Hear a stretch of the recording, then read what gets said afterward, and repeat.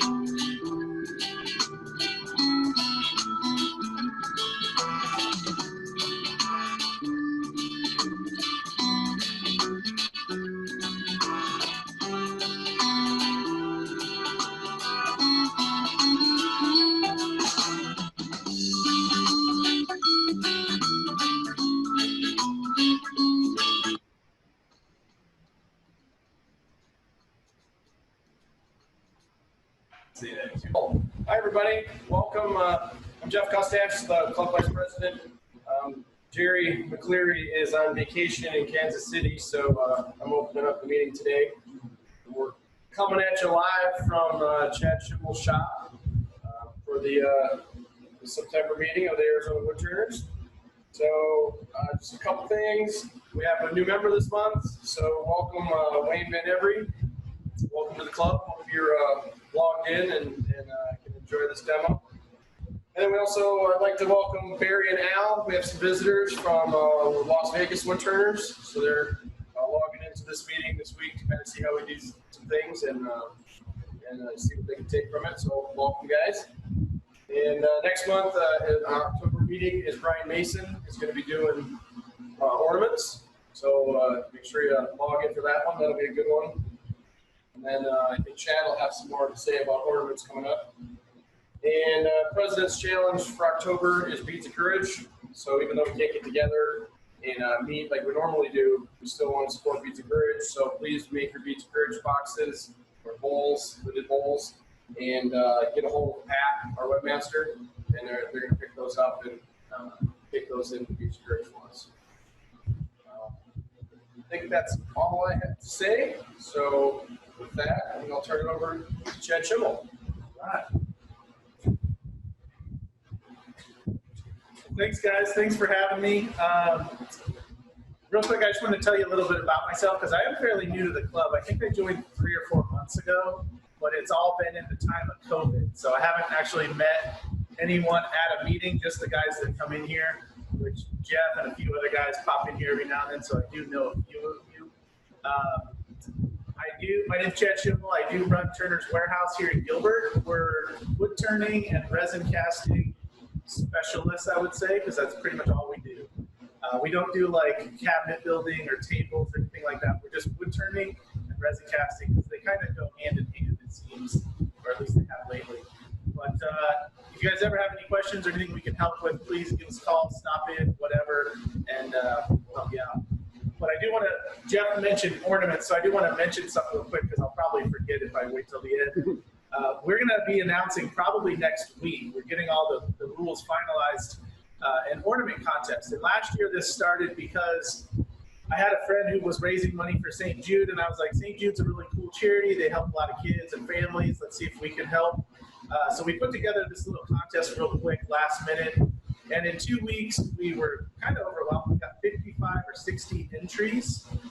And we raised about $1,800, which was really cool for such a short notice thing. And this year we thought, hey, that was last minute. Maybe we can do a little better. So we're going to start early, give everybody more time to turn, more time to practice.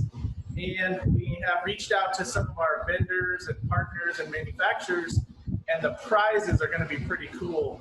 I don't want to spoil a lot, but I can tell you we're probably going to have 1 or 2 lathes as prizes for the categories.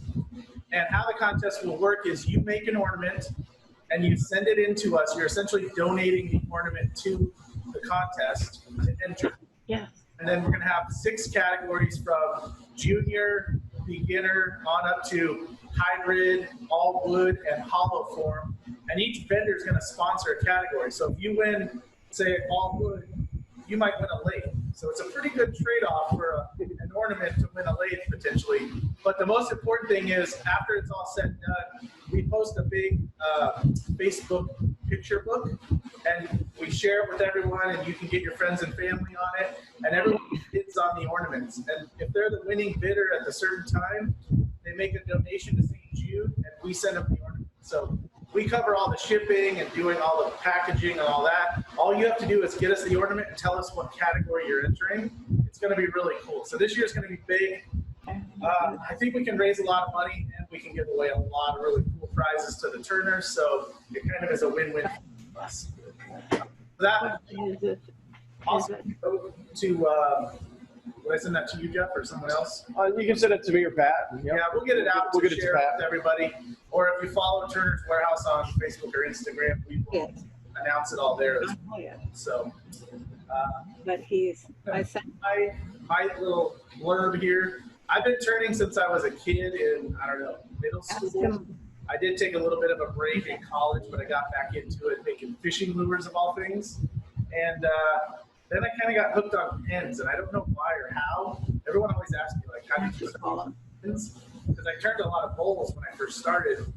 And pens I just like because they're relatively quick and easy. You can do something in an afternoon and have a finished product, where other woodworking you might have to spend weeks or months on projects. So pens were just appealing.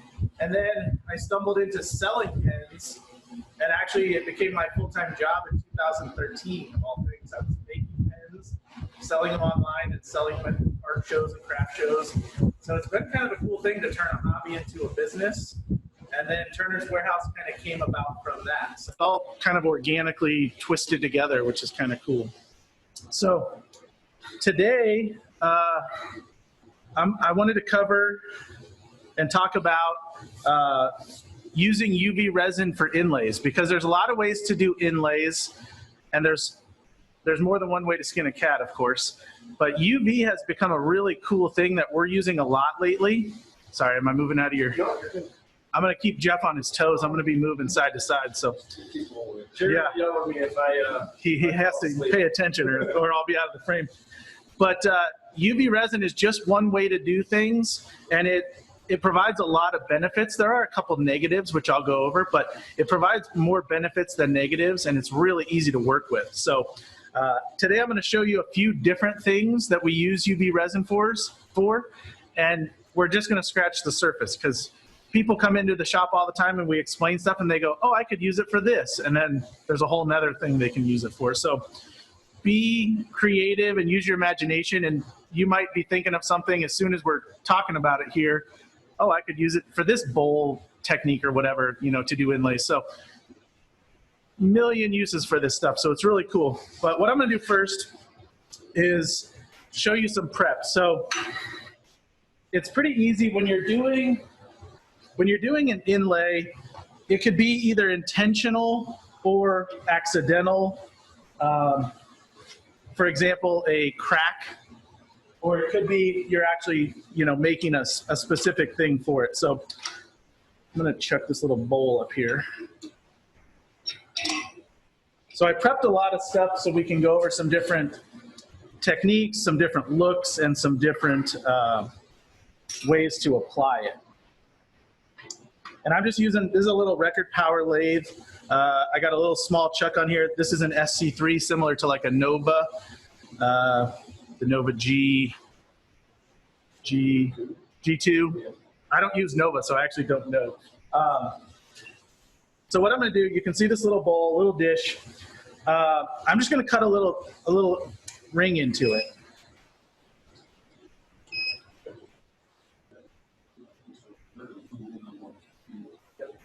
Okay.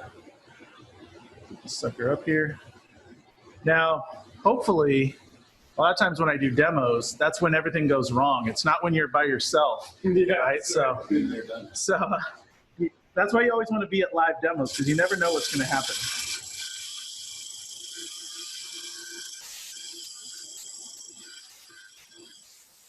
And I should say, this is just a little walnut chunk.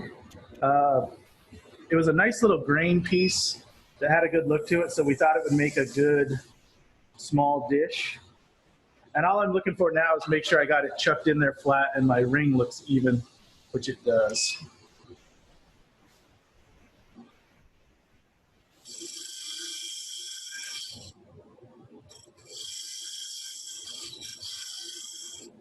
One thing you want to be aware of, and we all probably do this the first couple times, is if we're going to cut a channel for an inlay, we typically cut it way too deep. For some reason, we think we need all this room and all this depth to get down in there, but we don't actually need much. And the reason being is the deeper it is, the more you have to fill this up with the resin. So this is about right. This is probably 1/8 of an inch all the way around. I want to make sure I'm leaving a nice even edge on both sides of it. I don't want it real thin on one side and real thick on the other. It just won't look proportioned. So this one looks really good. Should be deep enough. Actually, I'm going to cut this one I prepared a little bit slanted. So I'm actually going to cut the inside or the outside a little deeper. Normally this would be a flat bowl, but this one has a little angle to it, which will really make it look cool in the finished form. Okay. So that is all we need for a channel.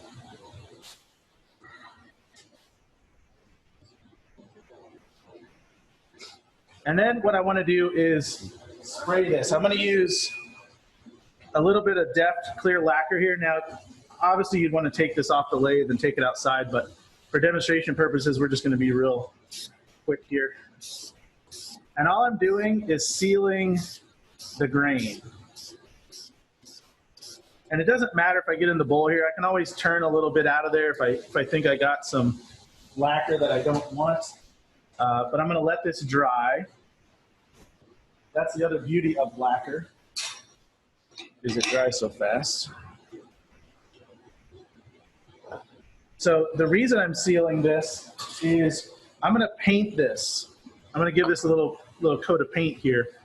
And if I don't seal it, especially with this walnut, that paint will kind of use the grain tubes and flow all over the place. So you really want to make sure that you kind of seal it, and that'll just protect your look in the end. And this will just take a sec here.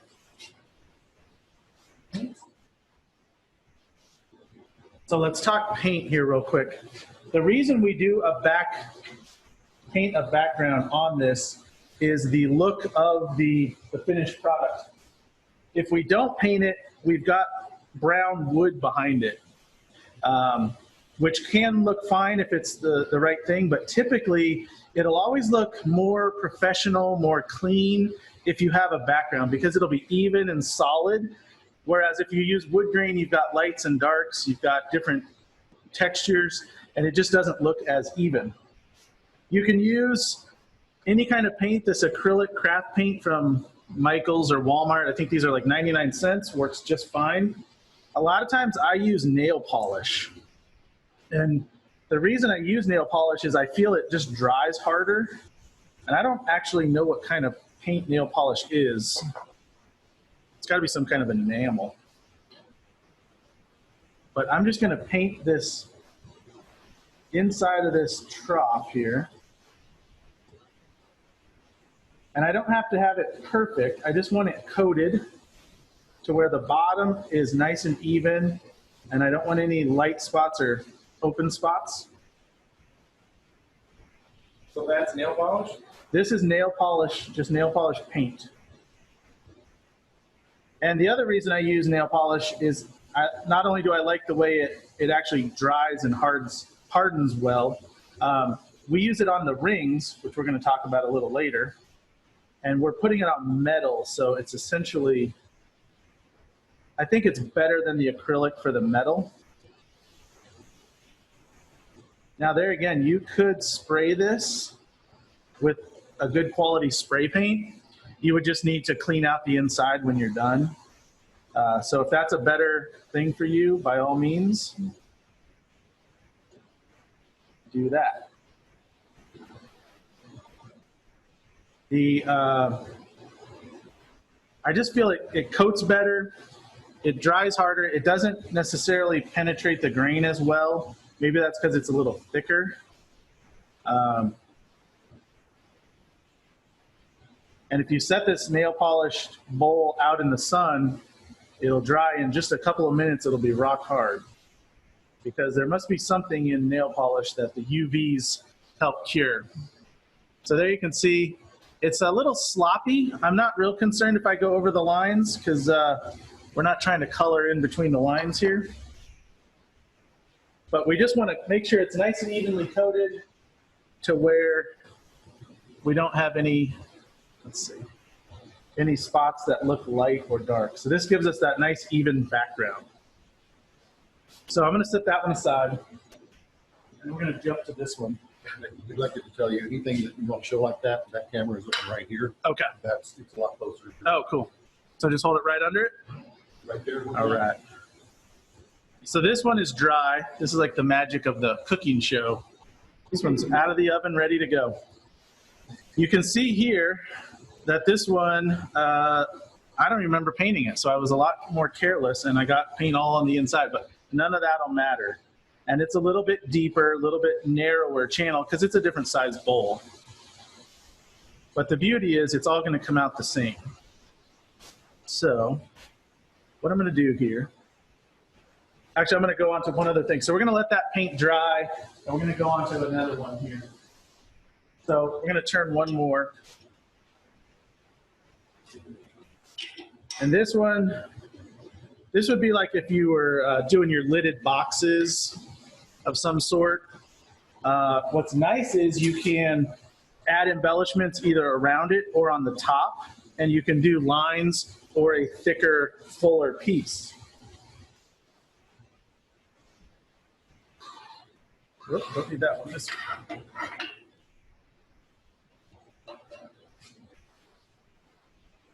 All right.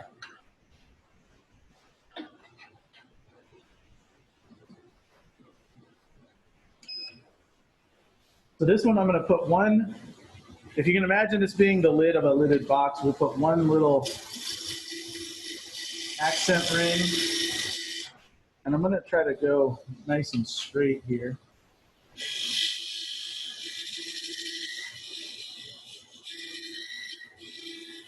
If your channel has too much of a cup to it, it's harder to get your inlay to lay nice and flat. So you want more of a square channel versus a rounded channel. So if you have a detail tool, or you could use a parting tool would work great, a skew. You want to get into those corners and make it nice and square. And then I'm going to do one in the center here, just so we can do a couple of different designs so everyone can see how the look really plays out.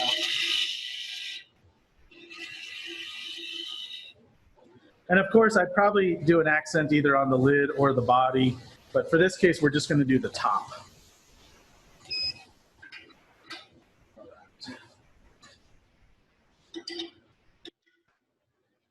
Now this one we will do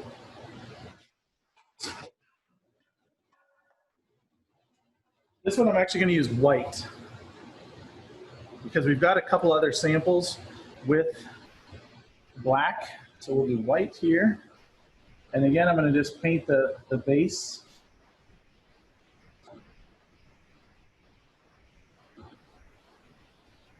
That got a lot of paint, so I'm going to try to get some of that out of there. The paint will soak into the wood a little bit, which is fine.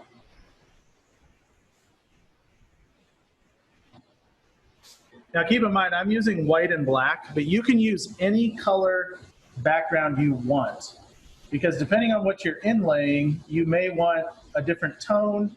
A lot of people, if we're using opals, they'll use a silver or a blue if it kind of goes more with the opal color.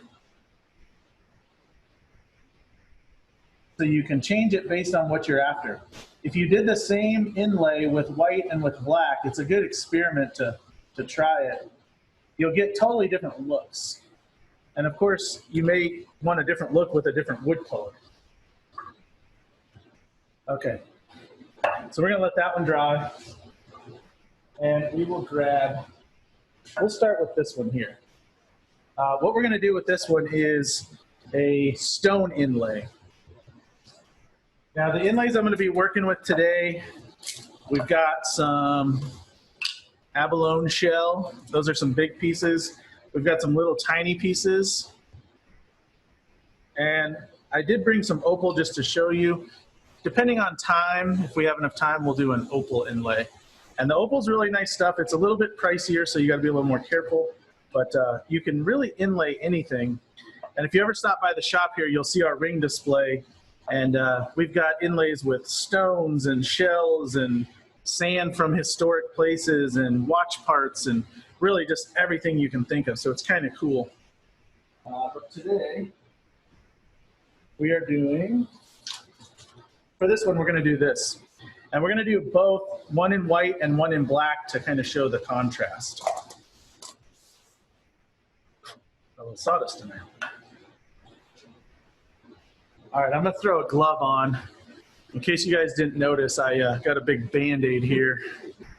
Of course, the day before the demo at 4:30 last night, I was cutting something and ended up cutting the whole front of my thumb across. So not only is it, I can't text very well now, but it hurts to squeeze anything. So if I look weird here, bear with me because I'm a little injured, I guess you'd say.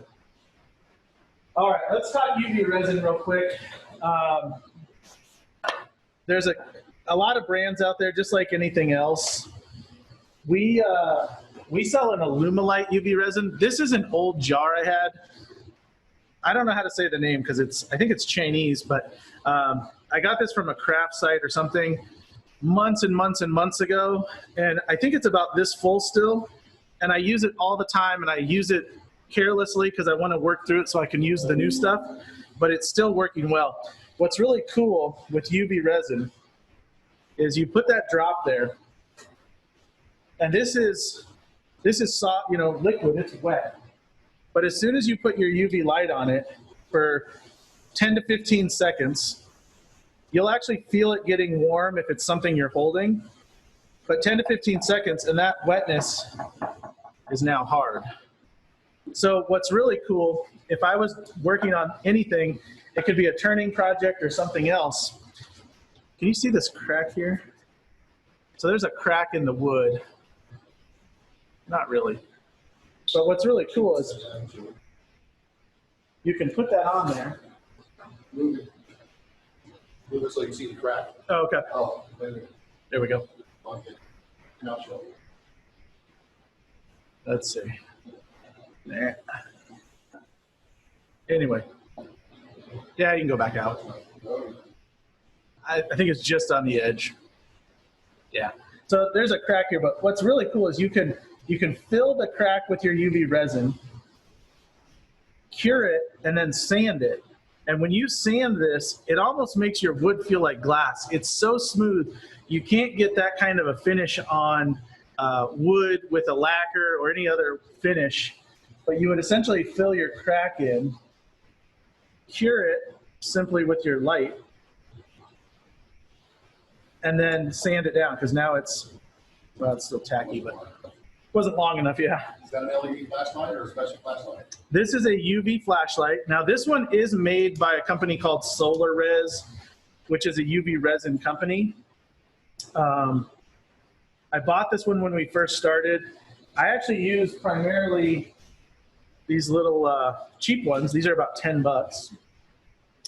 And these are made for finding scorpions or detecting pet urine in your house. They're all over the place. You can get them at Home Depot or on Amazon or at Turner's Warehouse. But they work really well. They take AAA batteries is what I like, versus this one has one of those crazy flashlight batteries that's really expensive and hard to find if you don't know where to order them. So I prefer the smaller one just because of the battery situation. But back to the UV resin, what's really nice about it is it's workable until you cure it or set it. So if I was using CA glue, I have a fixed amount of time where if I put the CA glue on my project, it's going to go off either in a certain amount of time or when I spray accelerator. Whereas UV resin, as long as you're not working outside, you can work your piece for as long as you want or as short as you want until you cure it. Whereas CA, I'm on a time crunch. As soon as I drip that CA in there, I've got to go. So what I like to do with UV especially is if I'm working on something round on the lathe, I can essentially work the very top and just create a little spot and create what I call a dam when I'm teaching people in person. And that way when I roll it, my resin isn't going to roll off the end. I kind of got a little stopping point, and I can just work my way around the piece. If I was using CA and I drip a drop there, it's going to go all the way around as quick as it can. So it's kind of nice to be able to cure this as we go. So for this piece, we're going to put in, this is crushed stone. This is azurite malachite. Get all the sawdust out of here. So do you sell UV resin here? Yeah, so we do sell, and pretty much everything I'm showing we do have here at Turner's. So we have the flashlights, we have the UV resin, we have all kinds of crushed stone and opals. So if you guys are looking for that kind of a thing, we can definitely help you out. Now, this is a big enough channel that I can kind of dump it in here. A lot of times we're doing small stuff like rings or really fine laser inlays if we're doing a pen or something. So we might not want to dump it because it might just go all over. But I'm just going to settle it down.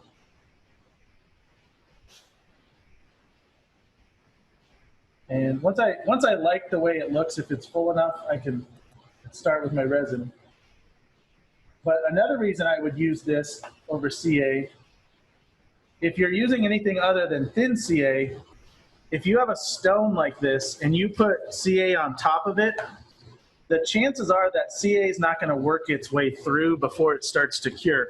So you're going to have a blob of CA on top of your stone and dry stone underneath or powder, especially if you work with powder. So the finer it is, the harder it is to get the material through. So if you're working with a fine powder, this is what we call small grain. We have powder, small, and large grain. This is the small grain. The powder, it's literally like flour. It's packs in there, and the CA will sit right on top of it, and you'll think it's soaked through, but it won't. And then you'll go to do something, and your inlay will literally just fall out, and there'll be powder leaking all over. So you'll probably do that anyway if you haven't done this before, because we all tend to do it. Question, can you tint that UV resin? No, so that's a great question, actually. You don't want to tint UV resin because you're curing it with the UV light. So any tint or anything that you add to it will prevent the light from getting into the resin. And the question probably is, well, what about the resin that sinks into this? It won't cure, but it will slower. So the top layers are going to cure real fast, and being that they're warming and heating, they're going to travel, and the heat will help cure the stuff that's in the rock. So if I put a channel of UV resin down, then poured my rock in, and then put more on top, it may or may not connect through the rocks to where it'll cure. And it might cure over time with heat, but it wouldn't cure very quickly. Whereas if I'm pouring it on top and it's sinking through, at least I know it's all connected through the rock, it's traveling through, and we can have relative confidence that it's going to make it through. So I'm going to... Does that UV resin come in different viscosities? No, so everything is pretty much the same. It's a fairly, I'd call it like a thick CA type feel. It's not super runny. You can see it's kind of like a gel consistency. But I don't ever like to pour it right on my project because it's really hard to control. And especially in like the Alumilite jars that we sell, they're kind of like open containers like this, although they're dark because they can't have the light. But you don't ever want to leave your container open. You want to take some and put it out on what you're working at. And the reason being is if I'm sitting here with my open container and I'm flashlighting my resin and I go over it on accident, I just cured the surface of my jar. So it's not that fun to try to pick that off. But what I'm going to do here, I got quite a bit on this drop. I'm going to load up my paintbrush and I'm going to let it drip into the channel. And the reason this is good is I don't have to rush here. If it was CA, I would have, like I said, my time limit. But with this stuff, I can let it drip and soak through. I got time, I can tap it and try to tap the grains so I don't get as much on the surface versus the bottom. Whoop. So I'm just gonna work my way around. And as this drips, you'll see it, how it's sitting on top. And you can kind of judge if it's soaking in or not if it goes down. If I fill this channel up and it never moves, then I know I didn't get anything down in there. But what I'll see is... Like a straight pin and stuff, jab it through there. Yeah, you can take something very thin. I use a wire, and I'll kind of just stir it up in a sense to make sure that my resin gets through and penetrates all the way down into the rocks. Now, yep. Can you stabilize the wood before using UV resin? Does it matter either way? In my opinion, anytime you can have something stabilized, it's better. But I don't think it matters in a sense for the resin work. And you can see I'm making a mess here and getting it all over the wood, but none of that'll matter once we're going to turn this and sand it. So as long as we have good resin, down in the rock, it's going to look really good. The other thing, so no, but yes. No, because you don't have to, but it'll always look better as far as stabilized wood. I'm a big fan of stabilized wood. Especially, we do a lot of smaller turning. Obviously, you're not going to turn a giant bowl that's stabilized because it's just hard to do. But anytime you can stabilize, your quality of the piece is going to be really good. So what I'm going to do, especially since I can tap this, I'm going to try to tap, I don't think, maybe this one. There's a big air bubble here. So that right there is a big air bubble. And that just, I'll get it, guys. Right there. So that just came out of the rock. So I know that the resin is soaking down in, and I can kind of pop it with my brush. One thing about the UV is if I churn it up with my brush, I'll have bubbles in it. So I don't want that. Nothing will make your finish look cloudier than bubbles. So let me try to get this down here. Let's see, it's kind of soaking down in. And I can just let this sit here. I don't have to worry about rushing. I can let it sit here. Even if I was working on a couple of projects, I could let it sit here and soak in while I'm working on something else. And it won't start to activate until I hit it with the light. Now, my shop actually has a couple of sunroofs. I got most of them covered, but just having a sun skylight, thank you. These guys are helping me out a lot here, so thanks. Just having a skylight will actually start to set the resin pretty quickly. It's surprising how much UV comes through a skylight. But whenever I'm doing this stuff, I'll set it with the flashlight. I'll do all my work with the flashlight, and then I like to set it outside. We're kind of in a lucky spot here in Arizona having really good sunlight, because at least for UV, not for the heat. But the harder we can cure this and the better UV, the better the finish will be when we go to sand and polish this thing. How long do you do it outside when you do that? When I do that, usually 5 or 10 minutes. I don't think you need that long. A couple of minutes in the sun will cure it, but I don't think it hurts. And it's really crazy because if I took this piece out, it would feel warm to the touch after using my flashlight. But if I took it outside in the sun, I know that the sun is hot, but you'll actually feel the resin getting even hotter specifically because it's really setting, and it's setting all the way through faster. So it's a really good way to do it. This one I've got prepared here. This would be another top, like for a lidded box. I already painted it black, and then we left one wood. And we're gonna do these real quick. And the reason being is we're gonna do the same stone, and that way we can see the white, the black, and the natural wood.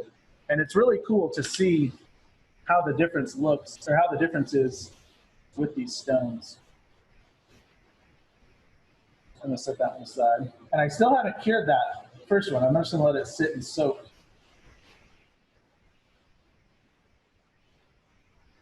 And if you've ever done any of this kind of stuff with, it's nice to be able to brush this off when it's dry. Once you get anything wet on it, it wants to be a little more difficult to work with. But I can kind of shake it around. I can level it off. And I can make the finish look a little more even this way. I got 2 questions. Are there any fumes that come off like CA glue? Are there any fumes that come off when you're applying it or stabilizing it? And number 2, what do you use to clean your brush when you're all finished, or do you use a new brush every time? Okay, yeah, good question. So as far as fumes, I don't personally detect any fumes. I haven't heard of anyone. Now, that being said, of course, if you're sensitive, be very careful. Work in a well-ventilated area. We've got fans going in here and swamp coolers, so we've got a variety of things blowing the fumes out. I'm like 10 feet away. I can smell the lacquer. When you spray the lacquer, I can't smell anything. Yeah, the lacquer is stronger than this by far, so I don't detect any fumes. But just like any resin, you can develop sensitivity to it over time. Alumalite's one of the mildest resins out there that we cast with, and I just the other day heard of somebody who had been using it for years, and then all of a sudden they started getting rashes and stuff, and I guess it just builds up in your system. Same with woods. If you've ever heard of somebody like developing a cocobolo allergy after 20 years of turning, it just hits you all of a sudden. So you want to be careful. I would wear a respirator. I do typically, although not today because of talking, but glasses, all these things. Because you don't want to splash it in your eye. It's not anything you want to mess with. It's still resin, but there are no fumes that I can detect. It doesn't really even have an odor. Can't really smell anything out of it. So it just probably depends on the person a lot. But second question was, what do I do to clean the brushes? I don't. I typically use them for a day. Now, that being said, if I cover this and don't hit it with the UV light, it's still going to be soft resin tomorrow. So sometimes on my bench, I'll have some scrap paper and I'll just cover it and it'll be fine. If I use it a lot and I've hit it with the light on accident a couple times, I'll just use a new one. But I'm sure there is a cleaner, and it probably says on the bottle. I can get some information on that for you. What's the bottle that size cost? So a 1/4 pound bottle, I don't know why they go by pounds, they're about the size of this, maybe a little taller. They're $20. And unless you're just doing something huge, for doing these types of inlays and rings like we're gonna do, it would have to last you for a long time, because I would say I probably do more with UV resin than the average person, just because we teach people constantly and we're making stuff for displays every day. But I've used like this much of a bottle in months. So I mean, $20 will get you a lot of play. That's $100 bottle, right? I think that one was like 60 or 70 then. When I bought that, even just 6 months ago, and that's the other thing, is I figure it's going to go bad before I can use it all, which I don't like. I like to use fresher material. So I'm going to use smaller bottles as soon as I get through this, but I figured it would go bad before I used it, but I just don't know. Now it seems to be just working fine, but I'm sure one day I'll do a really cool inlay and the resin will be bunk because it's old. So you never want to let it sit around. You don't want to let it sit in the heat. And in my shop, it's sat in the heat all summer. Every night we turn off the coolers and it gets warm in here. So I guess that's a testament too that it's held up pretty well so far. So back to this, I don't think the camera will pick it up, but my level of resin has dropped just a little bit inside. So where the edge was and it was full, it's kind of gone like this. So I'm pretty confident that I'm getting some soak. If I'm wrong, you guys will see it because the inlay will actually just come out when we go to turn this later. But I'll go ahead and hit this up. Now, like I said, if I had my drops here that I was working on, I'd want to be careful not to do that. And of course I learned the hard way. I would, be like, why is my resin all set? And it's like, oh yeah, every time I shine the flashlight, it's right below me and I wasn't paying attention. So all I'm going to do is turn the light on. And being that this is a bigger ring, you want it about 10 or 15 seconds solid. So I'm just going to kind of go around here real slow.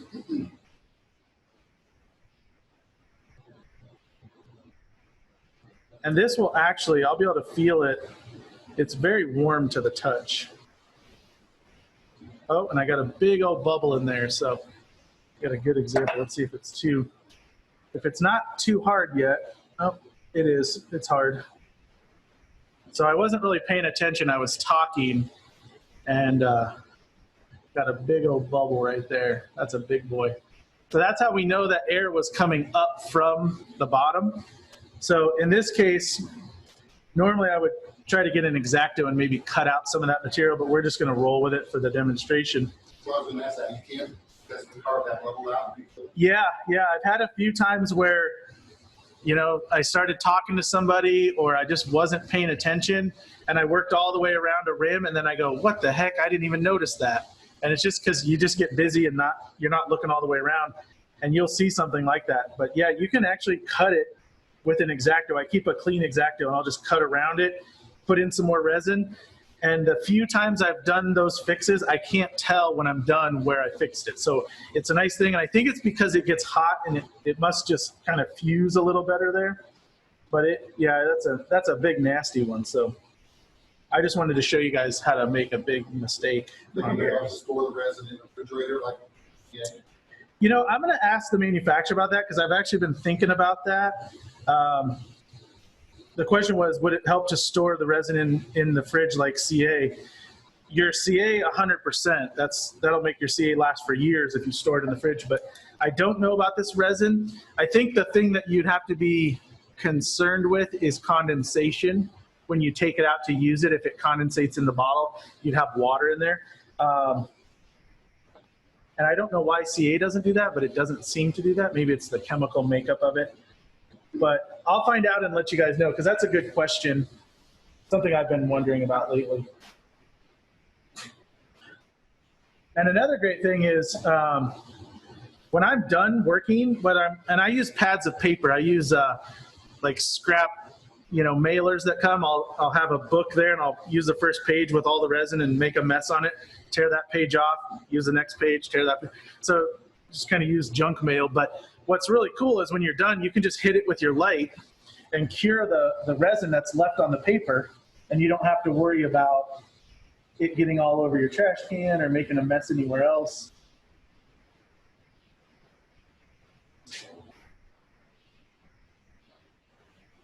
So you could easily do this with CA, but I think you'll like the finish of it a little better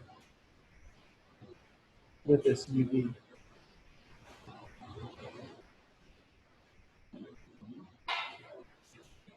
Uh-oh, Jeff's getting bored. He had to get a stool. Yeah, I was getting dull. You need some ergo mats in here, Chad. Actually, I put some over here so I wouldn't forget to use them today. Look where they are. There they are. They're off to the side. I was like, I don't want to stand for a couple hours without a mat. I shouldn't have grabbed. I'll regret it later. Yeah.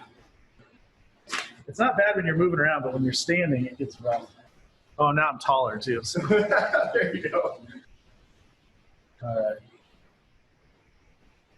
I just want to say, like, the club, I told you guys I just joined a couple months ago. I was telling the guys here, I figured I would be videoing with my iPhone, like logged into Zoom or something. But you guys have an awesome setup of cameras and equipment, and I hope that what you're seeing on your computer or whatever you're watching on is really good quality, because these guys put a lot of effort into setting it up and having good equipment for everyone to see. So thanks for doing that, guys.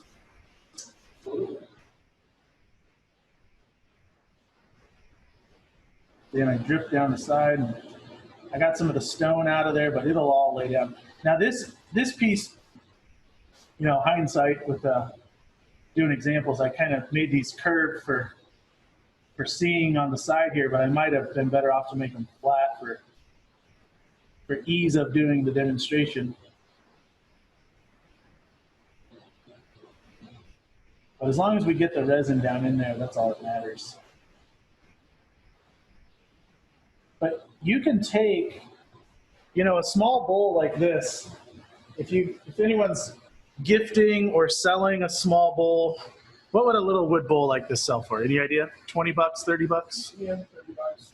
But you do this inlay work, and I mean, at an art show or a craft show, you literally go from a $20, $30 bowl to a $100 bowl with 20 or 30 minutes worth of work with your inlay.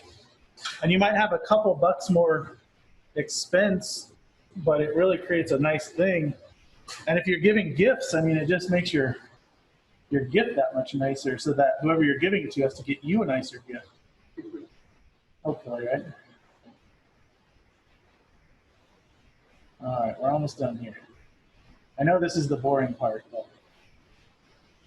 And if anybody has any questions, feel free to do whatever you guys do to get the questions in here.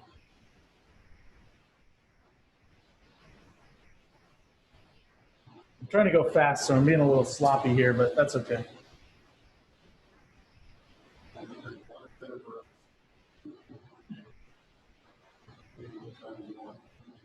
All right, so this looks pretty good.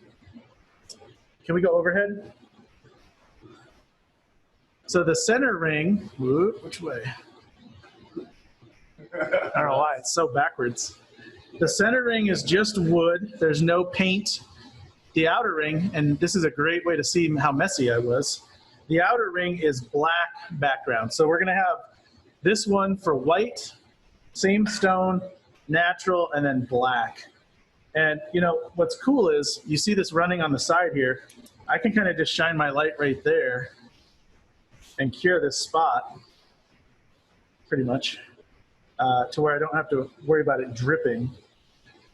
But I think this one looks like it's soaked in pretty nicely. I'm gonna go ahead and cure it.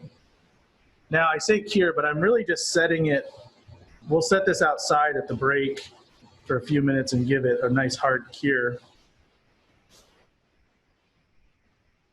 But this will at least stop it from running down because this piece is actually round. So you probably couldn't see that, but that's why I was so sloppy, because I was kind of working downhill. I actually think Tim Wadley turned this one yesterday, if I remember right. So Tim set me up for a challenge. All right. Now this one's nice. I don't see any bubbles in it. We do have a little bit of space we want to add some resin to build up this piece. And the reason we want to build it up a little bit is when we go to turn it, we want to have it, we don't want to have low spots. So being that the resin below it is cured, I can kind of just pile it in. I call it piling. I don't know what the technical term is. And you see I just worked from about here to here, and then I'll hit the light on it.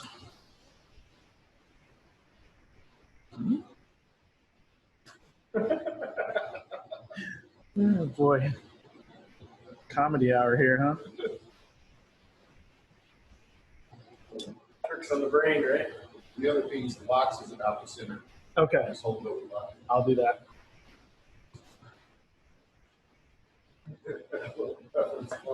Yeah, I do that reference spot.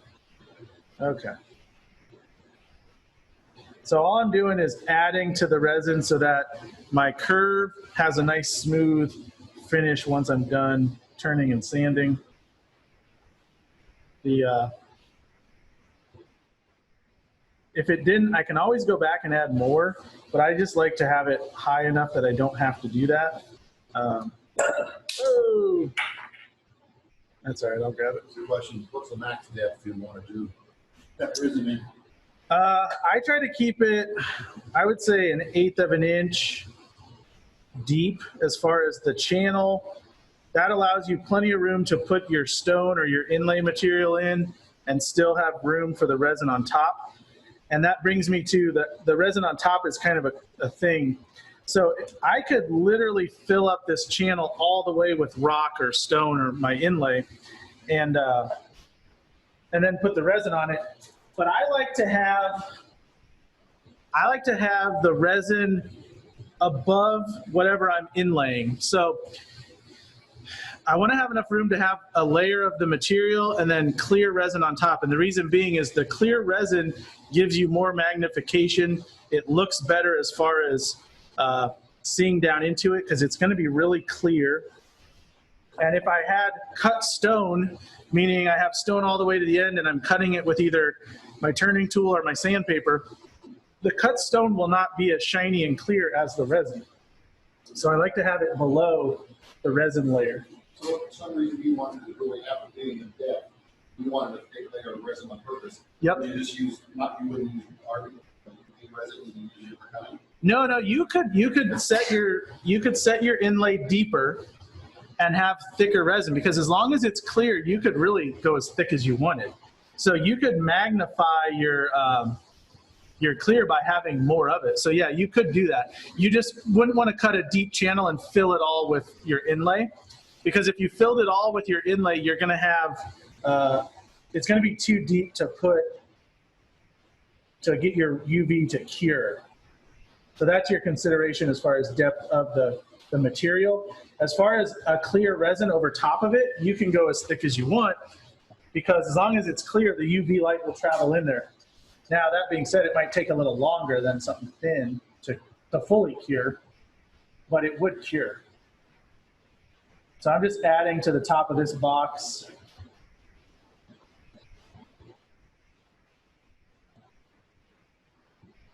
And this is just so when we turn it, we're nice and flat. That bubble's gonna drive me nuts. That's all right. It's good to have samples of mistakes, so we're gonna have that. All right. Well, that's the nice thing about virtual too. If you didn't say it, nobody would probably even know. Yeah, that's not a bubble. That's a gemstone in there. No one will know. No one will know. Well, if anyone has ever, I have a YouTube channel where I do a lot of this kind of stuff. And I always say on there, like, this is how I do it. And if I make a mistake, usually you get to see it because I don't really edit it all out. And so it's a real glimpse at how I do it. All right, that looks pretty good. What I'm looking for is just any low spots. So I got my flatness, and then I've got the resin up above the edge there. So that's looking pretty good. So actually, we'll experiment here. We'll go ahead, we'll put this one out at the break, but I'm gonna just leave the light on this one a little more, and then we're gonna turn this down right now live to see how good it looks. So I'm just gonna give it a few extra seconds here with the light. You set that other one outside down right now. If you want to. Yeah, you wanna do that? Might be a little tacky on the sides if I didn't hit it with the light. So that's the beauty of our sun.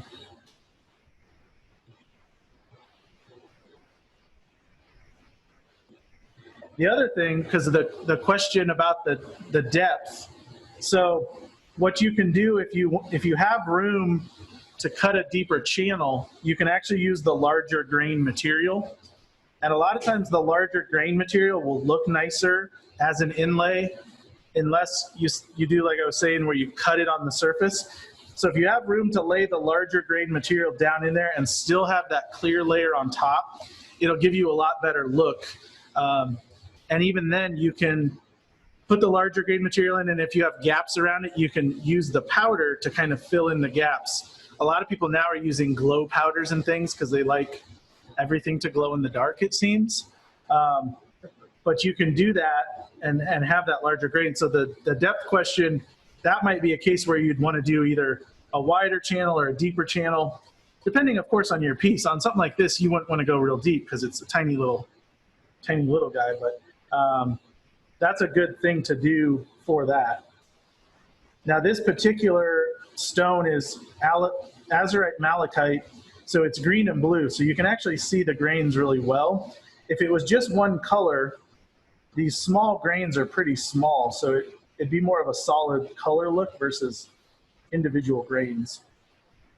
So with this work, if you had crack you wanted to fill with crushed turquoise, to pre-mix the resin on the aggregate on the stone, Yep. fill the crack, and then come back, get it all smashed out in here as you can, and then fill it. Yes. Fill it off with the resin. Yes, with the exception of if it was a super deep crack, your light isn't going to penetrate that far, so you'd have to wait longer because it'll cure over time, but it'll take a little while for that heat to travel through it. If it's, I don't know, 1/4 inch, maybe 3/8, you should be able to get enough light through the stone. Once it gets much deeper, then it slows it down. So you want to just be aware of how the light will penetrate, and that's the same reason we can't tint it or dye it. If we put black dye in here or even blue dye, we're essentially eliminating the UV. And if you've ever seen, like, we have 3D resin printers here that print in UV, and how it works is this plate goes down into the resin, and then a UV light flashes from the bottom and cures that pattern onto the plate.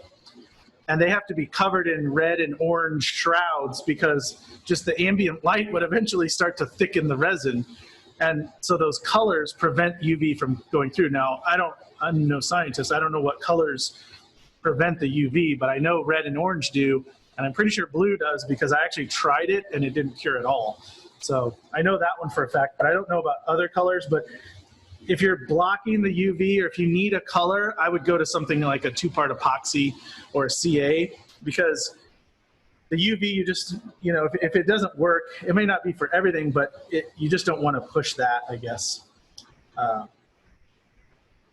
So what people are saying that you're hard to hear my question, so please do repeat. I'll repeat them, sure.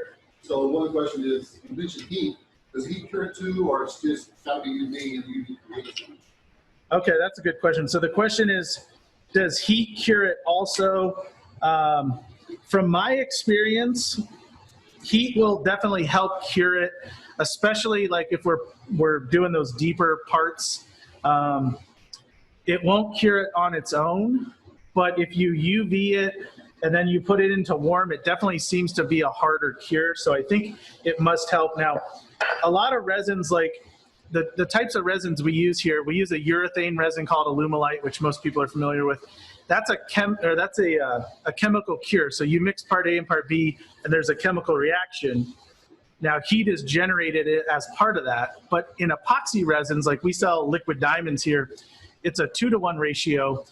The chemical reaction's whole purpose is to generate heat, and the heat sets the resin, hardens it. So if you mix up too small of a batch and the resin can't heat up enough to cure it, it'll stay soft for days and days and days, and eventually it'll harden, but it just takes that long.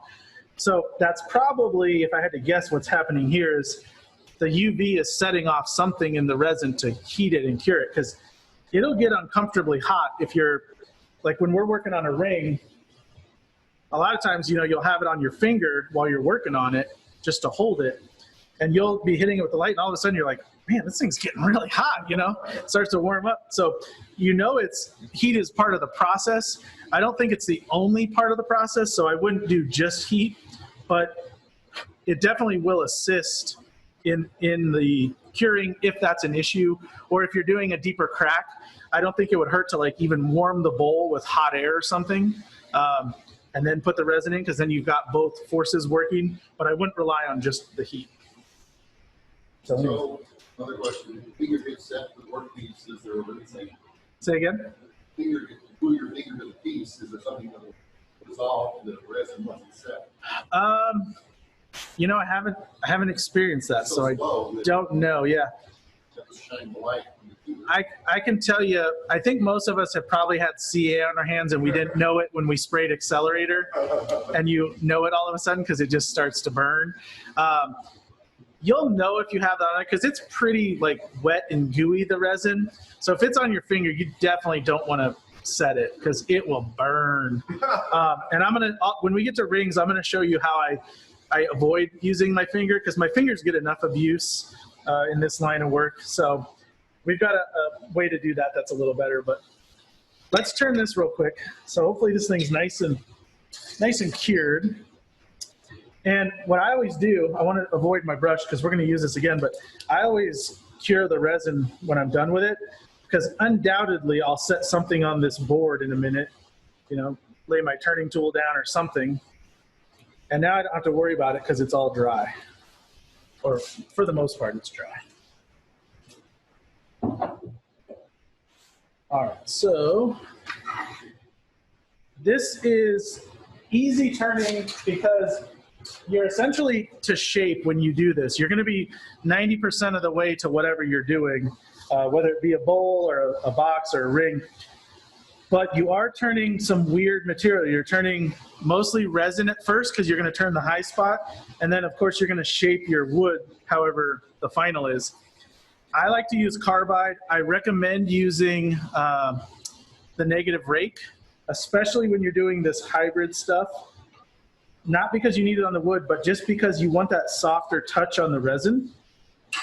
I am not going to use a negative rake because yesterday I decided I needed a new negative rake, so I threw it away, and then I realized we were out of stock, so I don't have that. So make sure you have one before you throw it away.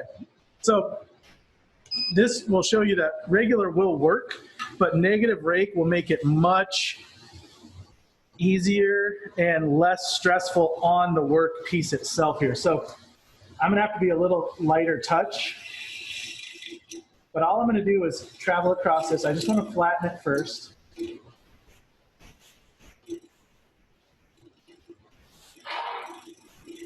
So all I'm flattening is the resin, and every now and then I'll go to the wood to make sure I'm not digging into the resin.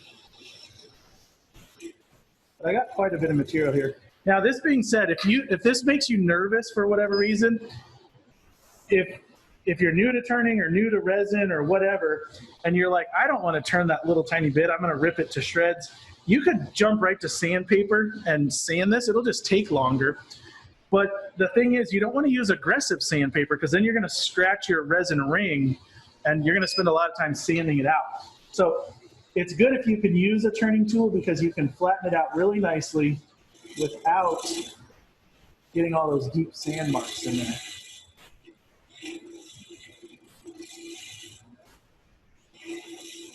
So this is, oh, there we go. Hard to talk and turn.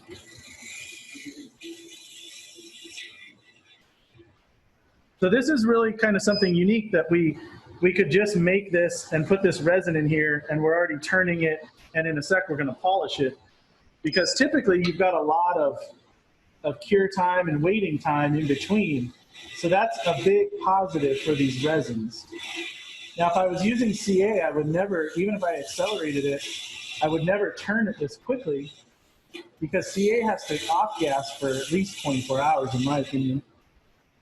So even if it felt hard and good, it's not going to polish worth a dang for at least 24 hours. So you can see I'm barely making cuts. I do have little ribbons from my resin here. And if we look at it, that ring looks pretty nice and even. Here, I can turn it. Now it's going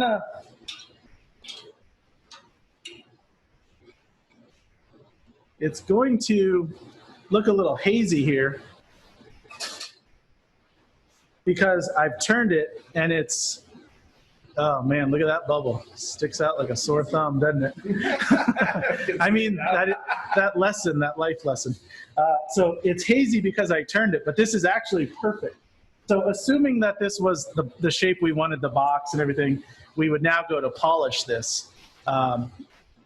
And that hazy look, I'm going to feel it with my finger, I can feel. I just want to feel, make sure there's no scratches in it, make sure it doesn't have any chips or divots. If I saw a shiny spot in here, you always want to look. If it's shiny, that means your resin is below where you turn, because the resin will be shinier until you turn it. If it's below where you turned, you'd want to touch it up, add a little more resin, and then return it. But we'll go ahead and... So the white paint's visible around the edges. The white is visible around the edge. So the reason being is this channel was a little deep. So we had some wall with white paint. That's kind of begs the technique of a lesser channel, because then you have less material. So you will see the white line. Typically, it'll add to the effect. It'll actually make it look more like a piece of something segmented in there, which kind of looks cool. In this case, it may or may not, because it's a little deeper channel, but it still will probably look really good. So what I'm going to do,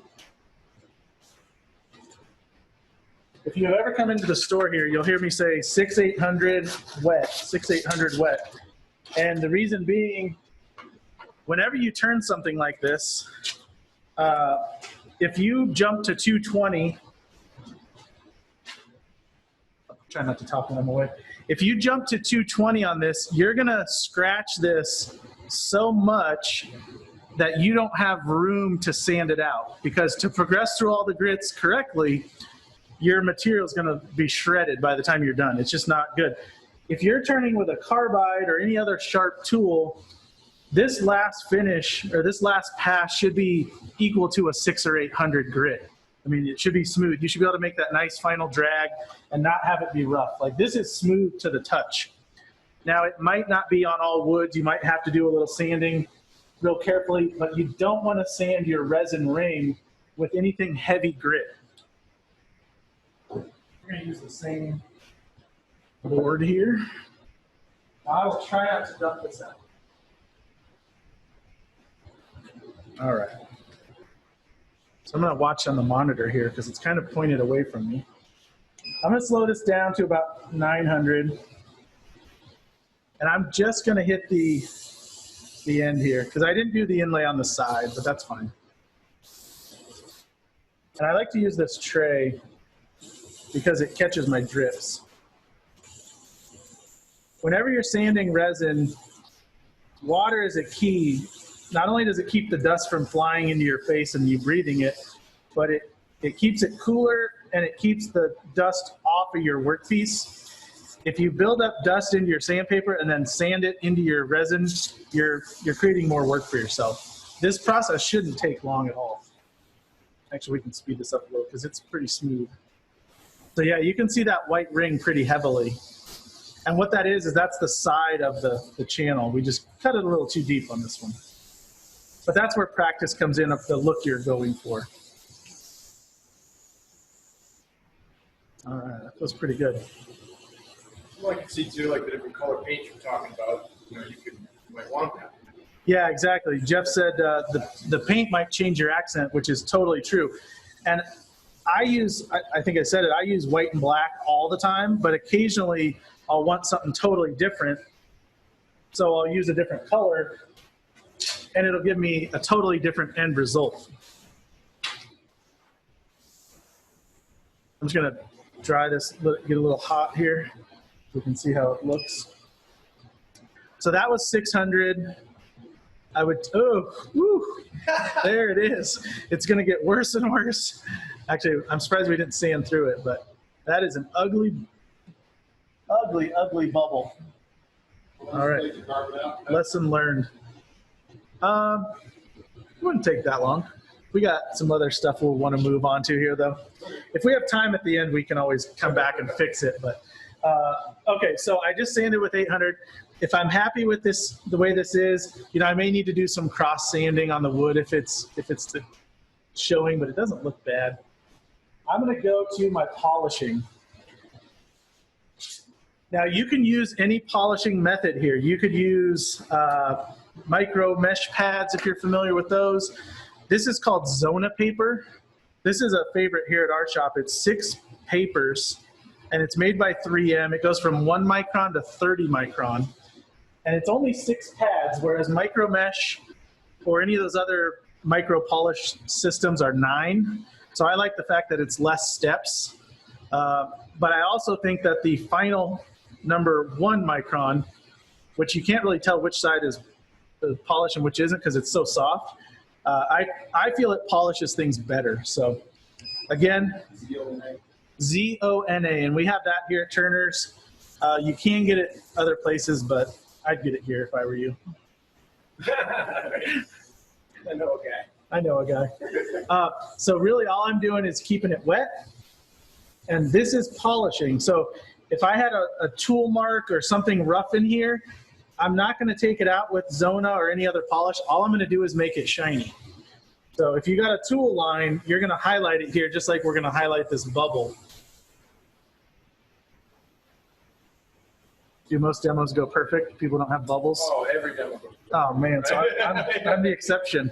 All right, so that was the first one, that's green, and you just work through these colors. There's 6 different colors. And all I'm doing is I want to keep it moving. I don't want to sit in one spot and build up heat. And if you're wondering about getting the wood wet, if you've sanded to 600, you might raise some grain here, but it's actually going to come out smooth as could be with this polishing, even though I'm doing it wet. I will get a little brown in the water because it'll pull a little color off of here. And you can use these pads, these papers. I use them for 5 or 6 things, and then I replace them. They come in 8.5 by 11 sheets, and you just cut off what size you like to use. If I'm doing a ring, I'll cut a little tiny piece because I only use them for 1 ring because the ring will get metal into the paper, and I don't want to use that on anything wood or resin and get it embedded into that stuff. So we're going to kind of just whip through here. We got 3 more. I just posted a link to the Zona paper on the website. Oh, thank you. Ooh, we may be out of stock, but it's getting restocked next week. Zona paper has kind of like boomed in popularity because it's so much easier. So if you guys do want it and you want to wait for us to get it, I appreciate it. We'll have it real soon. And you can see I'm only holding on one side, obviously, because we're round and spinning. I can go across if we want, but it doesn't really matter. But the key, just keep it wet, keep it moving. And even if you use a sanding sealer and a lacquer, this Zona paper will polish up your wood shinier than you'd ever believe. You don't have to use as much lacquer to get the high shine. And we use this on everything from wood to resin to metal. We polish knife blades with it, everything. I'm a fan of 3M. Their stuff seems to be quality, so it's a good product. All right, so let's see how this looks. Can't feel my fingers with the glove on. Now I probably, in trying to dry it, I might have scratched a little bit. You can see the, let me pop this out.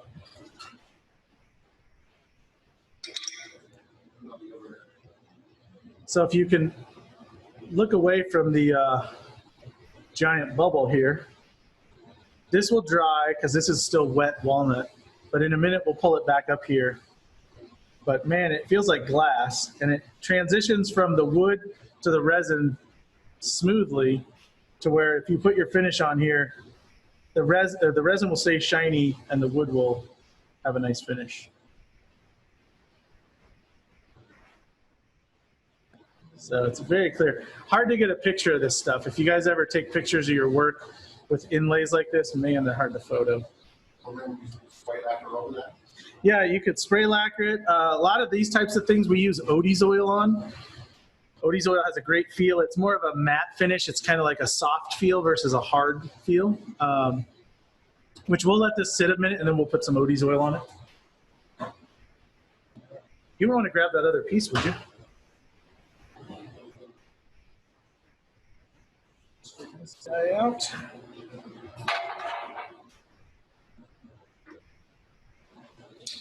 So what you were saying before, if you cover the whole top of that with the Resin? yeah, with the resin, and you cured it all, and then you polished it like that, would you tell the difference?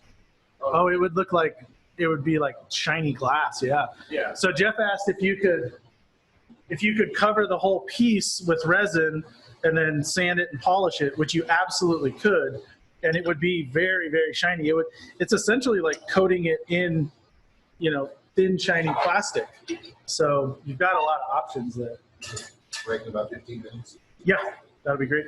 So we'll turn this one, and we'll turn this and get it prepped, and then go to a break.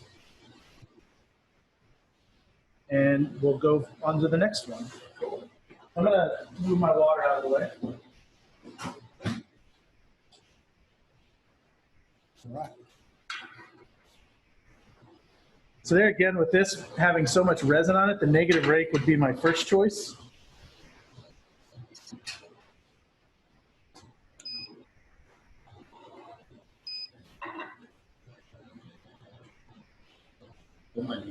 Yep. And it's nice. This whole little thing is nice and warm. Did you feel that when you picked it up? All right. This will be a really cool one because we'll get to see the natural wood versus the painted black.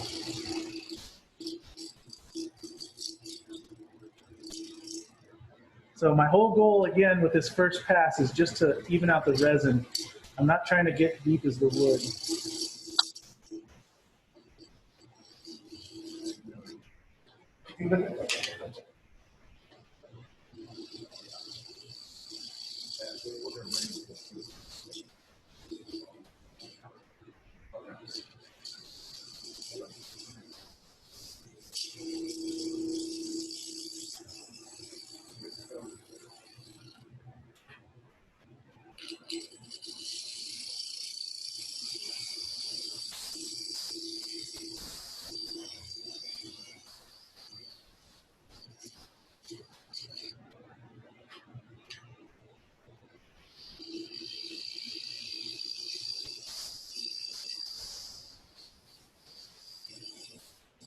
See, I can see that one little ring there. That's some resin still on the piece. There we go.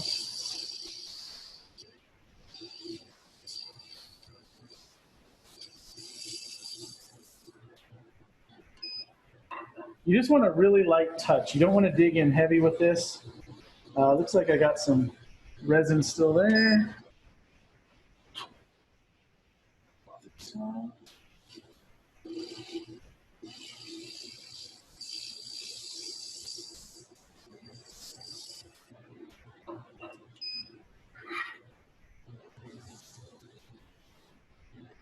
All right, perfect example.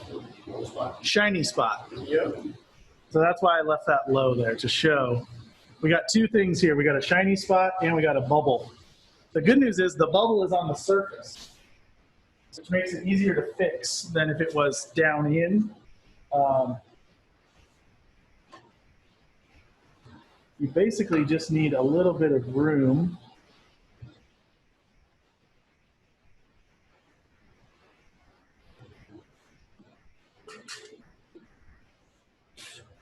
I would normally blow that out with the air compressor.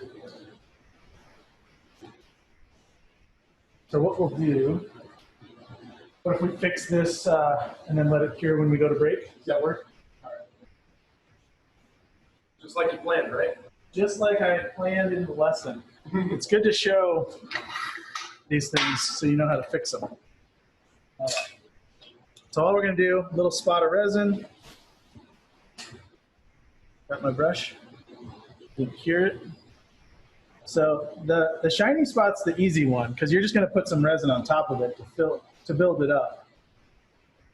The hard ones to fix are the little tiny bubble pinholes because getting the resin down in it is quite a trick. So I'm just curing this so it's out of my way and I don't have to worry about it dripping. So I should show it there. So, and actually it's funny because you probably can't see it there, but that bubble of resin I put now looks like this. It concaves because as it cures, it kind of sucks in. So I'm going to put a tiny bit more right on top. That's the easy one. We'll see if we can get some resin into this guy. Oh, I don't want to have the light on it while I'm working. I'm going to try to jab it in. This is where it's good to have a little tiny thin nail or a piece of wire, because what you need to do is essentially push that air out when the resin's going in. Otherwise, we're just trapping the air. What's that? I don't think it is, but we'll try it. I just tried to push it in there. Maybe.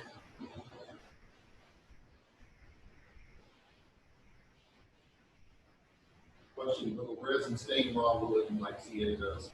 Will it what? Will the resin stain will it like CA does? Yeah, the question was, will the resin stain the wood like CA? So it'll definitely darken it. So like where this resin is, you can see how much darker. Oh, sorry. Yeah, but does it soak in as much as CA does? It doesn't, in my opinion, it doesn't seem to soak in as much. So turn that dark spot will probably go away. It'll go away, yeah. Or if you sanded it, it would mostly go away. It would stay in the grain line, so it'll stay in any low spot. So it'll, yeah, stay as far as it penetrates and as far as you sand, it'll stay in there. So we'll call that guy good. Hopefully this will, well, I can see it's not quite filled. I tell you, the little pinholes are the hardest one. But once you find what works for you, a little, is that so good right there? A pin or a wire is the way to go.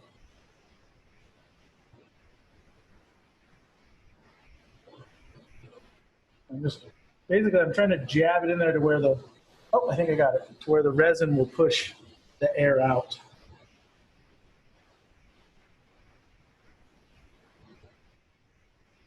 All right, well, looks good. All right, we'll set this out in the sun and we'll finish this up as soon as we come back. Does that work for you guys? Yep. Yeah. Break time. Pat, you're in charge. Break time. Y'all take a break. Enjoy a couple-minute break here. The first one's going to be Larry Juergens. Larry, are you out there? Are you back from your break? There, is that better? There you go. We can hear you. Go ahead. Okay. Well, this was inspired by last month's demo by Michael. And I'll just say that he might be able to do a demo on it in a 3 hours, but I would need about 3 days. But I had a lot of fun making it, and it actually, the first one turned out. That's the first one I made, and everything worked out. I've never used the calipers in wood turning, or actually, I never measure nothing. But in this one, I used the calipers and everything like he said, and it was a lot of fun. So. Well, it's impressive. I got to say, first one turned out great. Yeah. And then that one there, that was inspired actually by Michael's demo also, because I thought, why not make a ball and pierce it, you know? So that's mesquite. Yeah, that's mesquite. And then I put a hummingbird on it. And the hummingbird is airbrushed into it, and little detail put in with a high-speed NSK drill. So it's fun. President's Challenge. That's another one of mine. That's I forget what the size is on that. I think it's about 14 inches at Spectra ply. And it's basically a shallow bowl platter. The fun part of it is controlling your colors with your depth. So that, like where that green is, if I had went a little deeper, I'd hit the gray. And so you kind of play around with it to get the design that you want. So that's Spectra ply, and I glued it all the pieces together. These were all pieces laying around the shop, and I just kept gluing them together. I don't clamp anything. I just push it together, let it dry for 10 minutes, then I glue another piece, and then the next day I turn it. Wow. I can say, Larry, you do some interesting stuff. And you got I put a few more out in the welcome slideshow. Just you're always doing some good stuff. So thank you. I like to stay awake at night dreaming up what to do next. Thanks, Larry. I think Yep. Andy is next. Okay, we can hear you. This was a platter from an old 2x8 that was given to me. I think you see the text there. Anyway, we had no idea what it was, but it turned out to be a nice board of Paduak. Slapped them together, and because the grain was so straight, you couldn't see the seam, and it made for a nice, real nice platter. That's amazing. The owner gave to the guy who gave me the board. Oh, I bet he was impressed after coming from that dirty gray board. Yeah, well, he sold a lathe and then gave me all the tools. Gave me about $1,000 worth of turning tools to go, just because he didn't need it anymore. So it was a good investment, actually. And this is the remnants of that Paduak board, and I had some white oak and some black wood and a couple veneers, and I'd seen something online that looked something like that. I thought I could do that, and so made a second platter out of the remainder of that Paduak. Wow. And that's one of your favorite ones to turn, huh? Oh, I love Paduak. It's very oily, and it finishes so nice. And even if it darkens later on, it's still a beautiful wood. Is that a tree that's from around here, Paduak? I'm sorry, what? The tree, where is that native to? I believe it's African. Oh, okay. Very nice. We got Pete up next. I'm going to go ahead and set that on a vacuum chuck and maybe try to do some of the inlay with that resin on there. So I think that'll kind of help out. Anyway, that's hard maple. I have a lot of scrap wood around. What I'm turning now is things I can do very quickly because I don't have any air conditioning in my garage, and I have a very small space, so I try to turn quickly and get things done in a hurry. So that's one of them.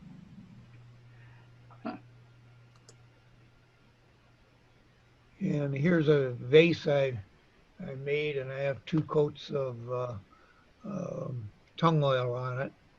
The flowers are about $9 worth of silk flowers that I put in the vase. Gives it a good look for a vase. Looks good. Looks really good. We And have. that's it on my turning. It's all mesquite. It's good local wood. Right, that's local wood, and when you're at that depth that I've got there, 9 inches, you're way off the tool rest. So I do a draw with my bowl gouge and from the center in and pull it out. That way I don't get a tool catch. It looks good. I got to say thanks, Pete. Thanks. I say we have Rob Carlton next. Hello. Hello.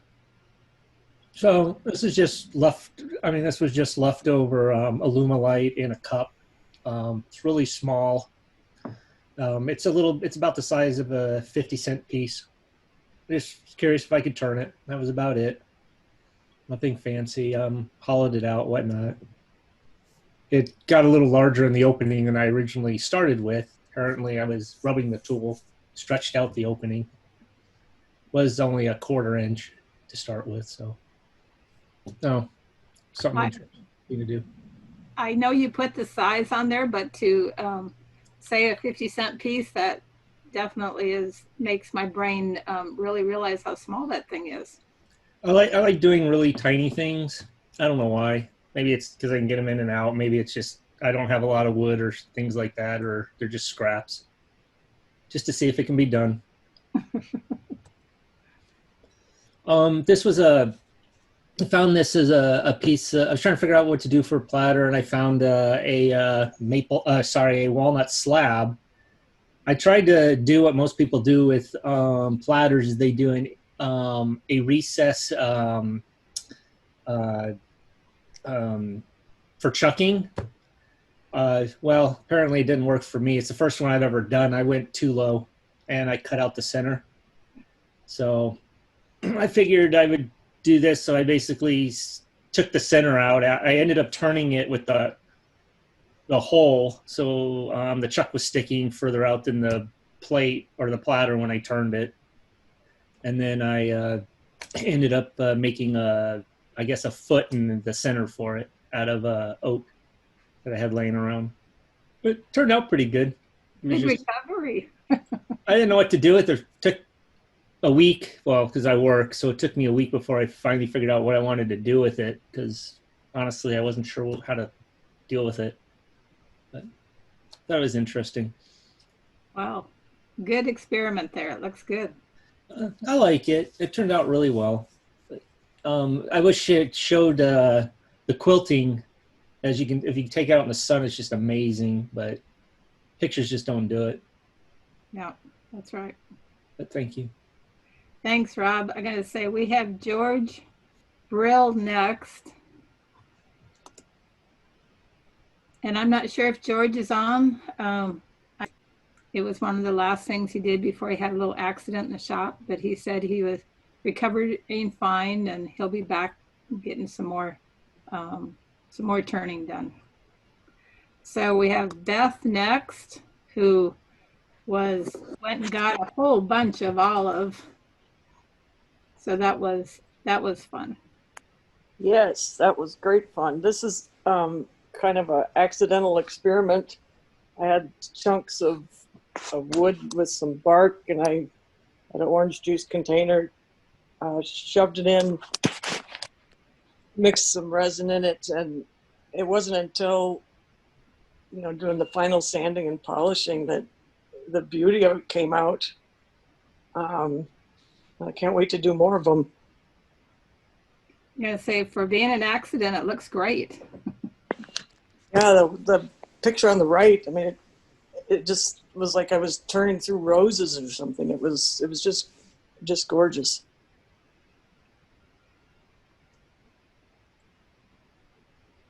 Okay, you guys. Of course, I'm gonna have some computer problems here, so let's see if I can get us back on. There we go. Oh, me again. This is just a little pecan bowl that I made for a friend. There was another small bowl in the gallery. And the difference between the two is probably the wall thickness. Like I said, I'm getting bit by bit, a little better. Well, I think that's great, and you just I've said this before to folks that you've just started turning this year, and so you're doing amazing stuff. Thank you. Thanks for all the help with that olive tree. I gotta say, you'll have some olive for a little while, and Dick is enjoying his too, so that's great. I think Richard January and everybody else who showed up is enjoying. So, Excellent. Thanks, Beth. Dean, we got you next. Hi, Pat. Hi there. This is a piece of mesquite that I obtained from a family member down in Ahwatukee, and just practicing some of my hollowing, and had a little bark inclusion and a little bit of knots. And I like turning mesquite, except for sometimes the dust out of it when it's real wet. But it's it's about, as it shows, 5 by 6. I thought it came out pretty good. I just love the natural wood. It's impressive looking. This is a maple platter that Thumb Butte up here in Prescott. If you've been to Prescott, you just have to look west and you'll see some Thumb Butte. A family had a large maple tree they cut down a little over a year ago and offered it to our club, and I was lucky enough to obtain this piece here, and I just love the flame piece in it. Thought I would brag about Prescott wood. It looks good. I like the flames in there. You emphasize those very well. Thank you. Thanks, Dean. I think we got Richard Ivy next. Richard, I think you had a couple that were in the welcome slideshow. I threw them in there also, but I'm gonna say, hold your space bar down and talk to us. Yeah. I was walking through the house. Nancy had a clock piece. I couldn't figure out what to do with it. I said, well, I'll make a clock out of it. So I wound up, this is a Chilean mesquite, which I like a lot because the grain tends to be a little more parallel, even though it twists and turns. I use black wood for the numbers. Inlay is turquoise, obviously. And it's about 8 or 9 inches in diameter. It sticks up off the wall so that obviously the workings can get in. But it was my first and kind of enjoyable to do.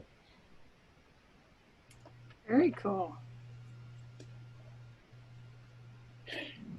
A few months ago, the presentation had some burn the wood to get the black part of it. It'd be really nice. Well, this is ash. And when I got done burning it, it wasn't anything to look at. So I took the block of wood and I turned this out of it, and all the pure white ash had a little of the charred burning in it all the way through. It's a little different looking, but again, if you don't try, you don't make mistakes. So that's what we do. All right, this platter is about 11 inches in diameter. It is carob, and I found a block in my storage pile on the inside of the shed, and this came out of it, and I was shocked but enjoyed it beautifully.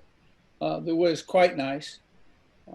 I've tried something here that I hadn't done before, and the edge is about 1 inch wide, but it is slightly recessed in the middle. And so when you hold it, your thumbs lay in that, and it's very, very comfortable and somewhat secure, knowing you have something to hold the bowl by, or the platter by. That's what you get, those three. Awesome. Okay, so this is a piece of mesquite I had, and I used a fair amount of CA to keep the bark on it. Just a natural edge bowl that seemed interesting. Natural edges are interesting.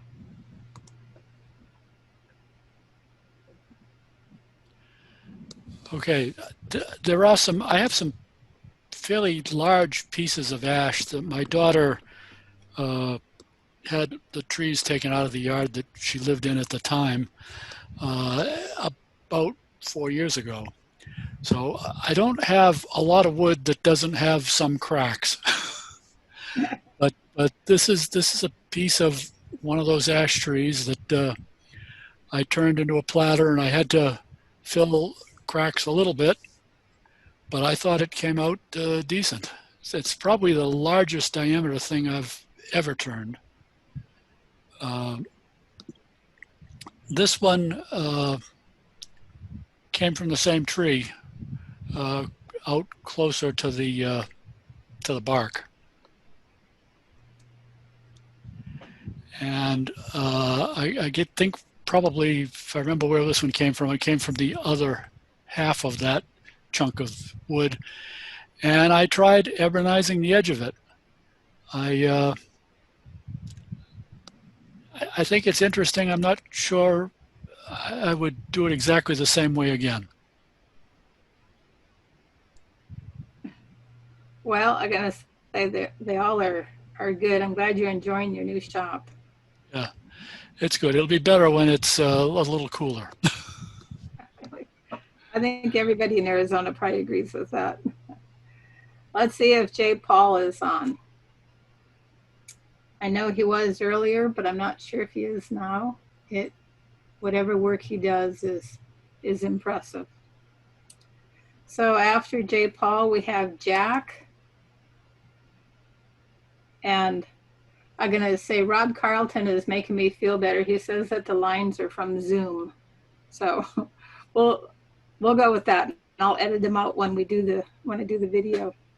But I'm going to say, Jack, are you on there? Yeah, you'll do a fine job of it later, Pat. So we're proud of the work you do. Yeah, being a wood turner, I built some cabinets and stuff in the utility room and a little desk area. And of course, being a wood turner, I got to make my own knobs. So I had some myrtle wood laying around. And so let's see, your next one. That's a really good close-up of your knobs. Yeah, I even put one in the back to show that I make mistakes and get little catches and stuff. And that one ripped off of the faceplate that I made to create them. So that one in the background on the top picture is yeah, I do make mistakes too. So not afraid to hide them. I shouldn't have cut that off then, huh, Jack? Well, you can see the mistake right there. You know? Yeah. Got a little catch, and it's like, next. Oh. And this is a piece of myrtle wood I've been dragging around for a while, and decided to butterfly it. And glue it back together and make a platter out of it. Chinoiserie on this is just amazing. You know, just a Danish oil finish, and then I use Johnson paste wax as a final finish. And it turned out really nice. I'm kind of proud of that. That's very impressive looking.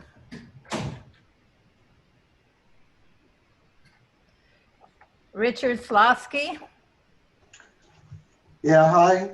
This is a piece of mesquite. Was a crotch piece.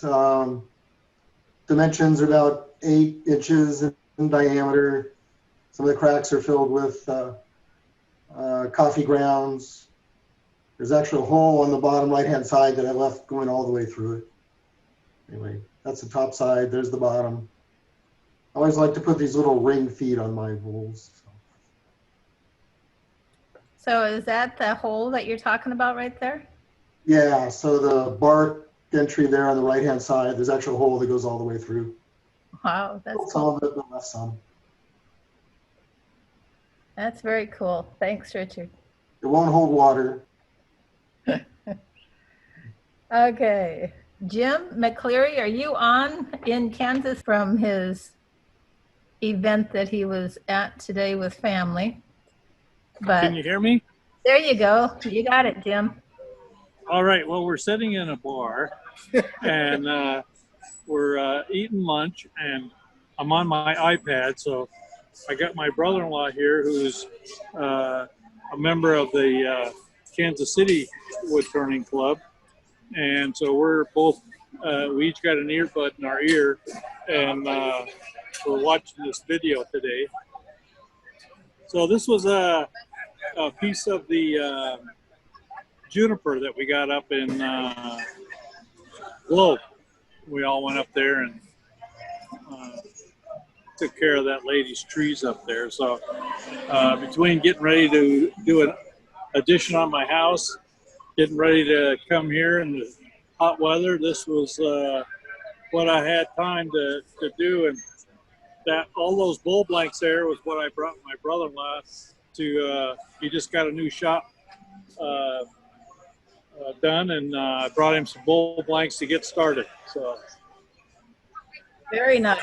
That's a nice gift for him. yeah, we already started using it. It was about 55 degrees here this morning, and it's been about 7 in the afternoon. So going in the cool weather. Sounds good. Well, you're probably enjoying a little different weather than us. Just a little. Yeah. Dick told me that it was 90 degrees when he got done golfing. So 90 when I started. Richard Jones. So if you saw the newsletter, our vacation was supposedly to go back and visit family in Michigan and everything, but actually it was a wood hunting trip. And in Missouri, we had a one-man sawmill, and he had some Sage orange. He had some Osage orange, and he had red cedar that I talked him out of pieces. So this is what I've made for him so far. I made him 8-inch platter out of the Osage orange and about a 6-inch bowl out of the red cedar that I will send off to him next week that I had promised him I would do. And so we all, a bunch of us went up and did the juniper up in Globe, and this is the second piece I tried, and it laid out there in the shop for a little while, so it started cracking. So I've inlaid a little bit of turquoise in it just to see where all the cracks went, and it kind of looks like malaria worms in there or something like that. But that is the juniper with the natural edges on it, end grain that I put some inlay of turquoise in it just to see what it looked like. My wife likes it anyway, so that's all that matters to me.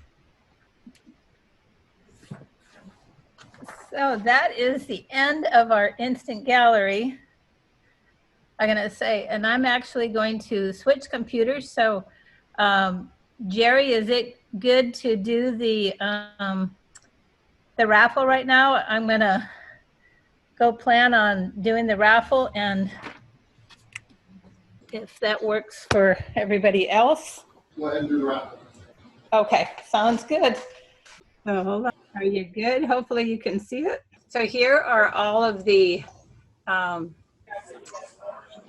RSVPs, and we're gonna let it spin, and let's see if we can unmute. Dick, you unmuted everyone? Jack. Oh, there we go. A trip to Tahiti, huh?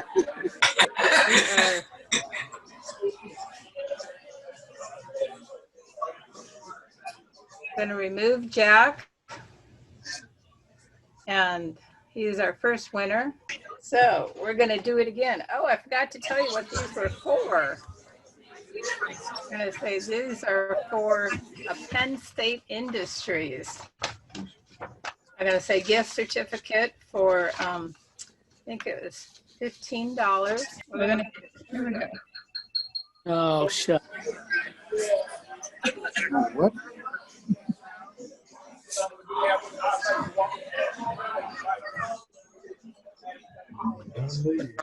Oh, John Lee. Oh. All right, John. Hey, I won the Buick, Awesome. right? What color? I'm going to say, well, I'm going to say, excellent. Instant gallery, and I'm going to shuffle. Down. Up again, and here we go.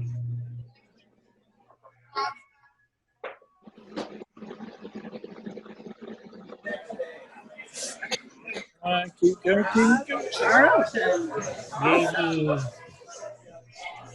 So that is also for a Penn State Industries gift card for $15.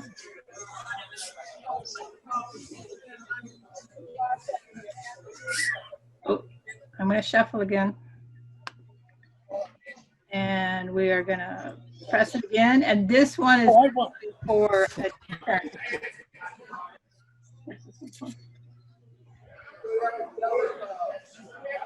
is for Woodturners Wonders for $30. Richard January. Thank you. Woodturners Wonders. All right, you guys. I bought a lot of stuff from them. Yeah, I do too. Well, you got a $30 gift certificate there, Richard. So that is it for the raffles. This little box lid here, it's going to be the same as the other one we did. So we may want to jump to a ring after this rather than polishing. And we can, if we have extra time at the end, we can always come back. But just to show you this fix, because we did the little fix on the air bubble as well as that low spot. I'm going to hit that pretty good. You'll hear the clicking. Oh, I hit it a little aggressive, so I might have chipped it out, but we'll see.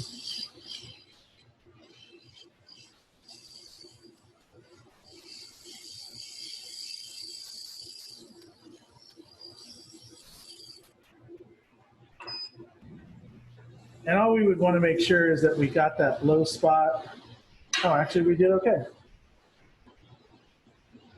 So I think that might have been our low spot, which you can't really tell. Maybe that was our air bubble. Yeah, so that actually came out pretty good.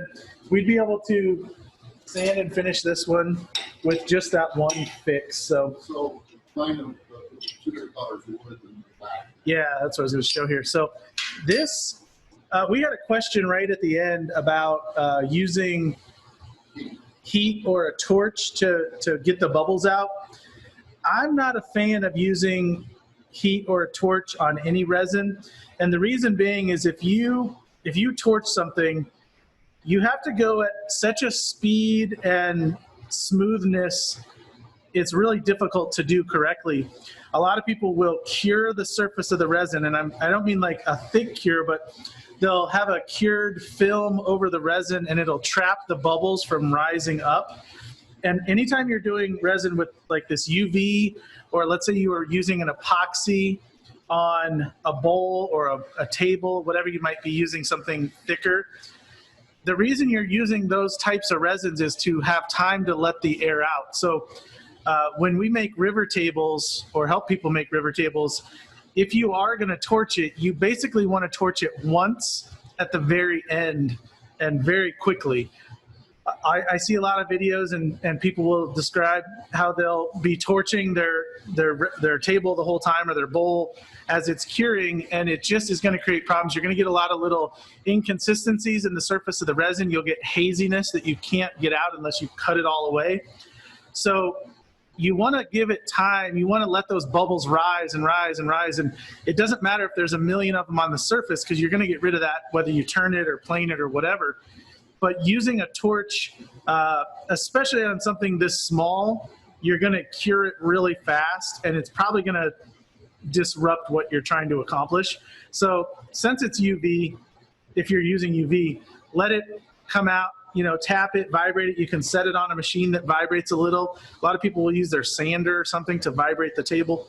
But let it do its thing naturally, and then proceed. If you are doing something bigger, if you do torch it, do it once. If you're doing it more than once, something's wrong, or you're just, the process is inconsistent. So I think we'll show this here. This is the 2 rings. Now this particular, obviously it's not,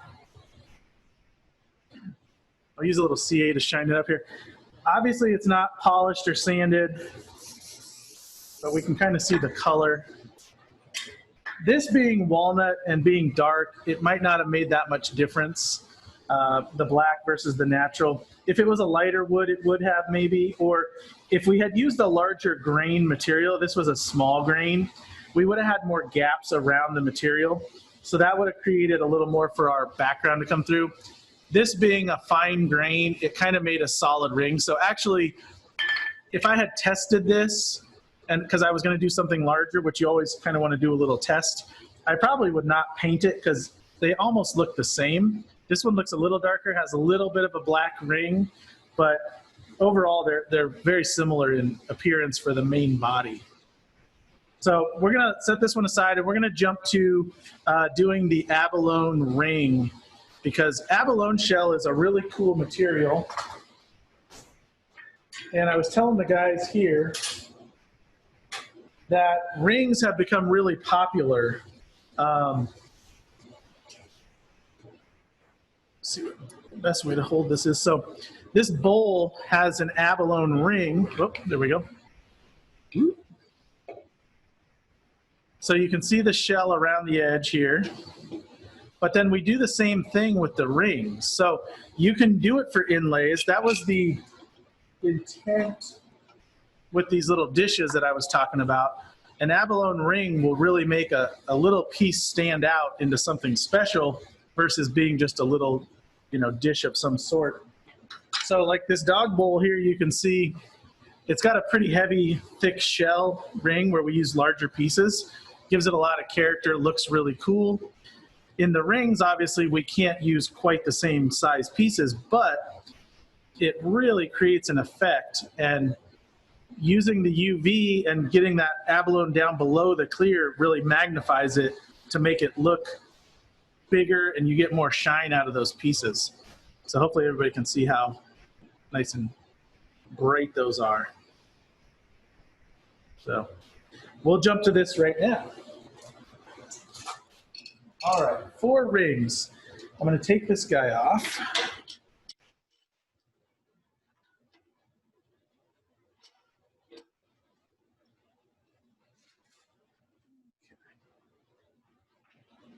What I've got here is a collet chuck. Now this is a Morris Taper 2 collet chuck because this lathe is Morris Taper 2.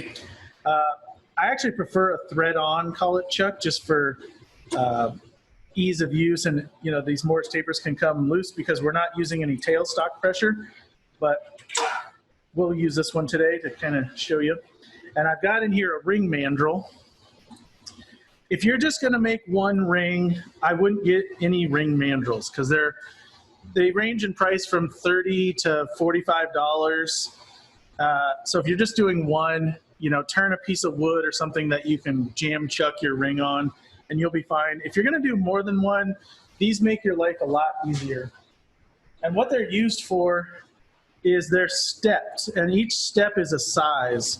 So 2 different mandrels will cover all kinds of different sizes of rings.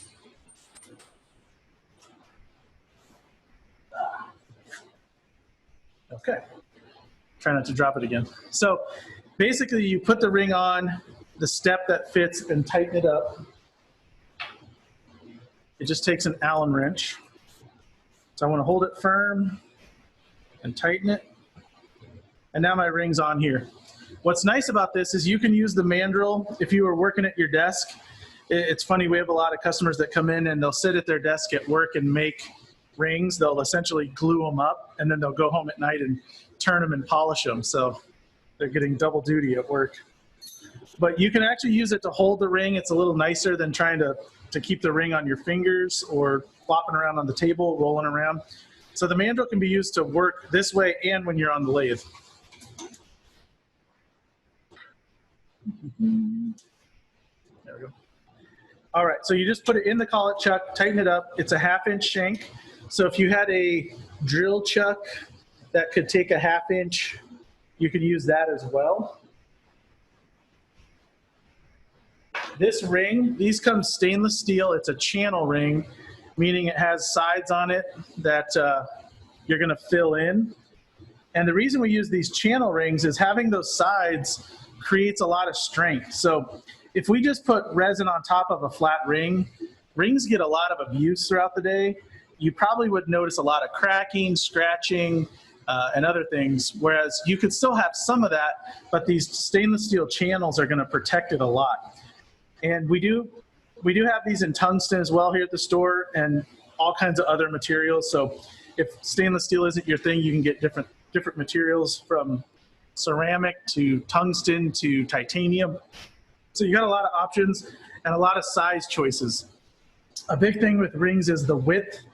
A lot of people like really thin, petite rings, and a lot of guys like big, wide rings. So it just depends on what you're doing and who it's for. Now, just a little far. We got I'm gonna get our board back out for resin, and our resin.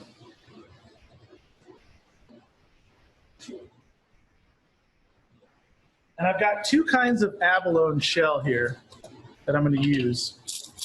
So this is larger chunks. It's often largest at the top. The smaller stuff will sink. So I'll try to shake out from the bottom because I like larger chunks, but you're limited on size here. So what's really cool about this is you're going to use the UV resin as a Smaller chunks, can you crush it yourself? Yeah, absolutely. So before we had the smaller chunks to offer, we would just take the big pieces and I would put them in a baggie or 2 and then just tap them with a hammer and bust them up. And it's kind of like you're making puzzle pieces for a puzzle, and you just find the right piece that fits with what you're doing. All right, I'm gonna put a glove back on because of my wacky thumb here. It's distracting to see a big bandaged thumb. So we've all been there though. We've all done it. All right. So this process is super simple, a tiny bit time consuming, but not bad. So I'm putting a drop of resin on, and I'm gonna put it right here on the top of my ring.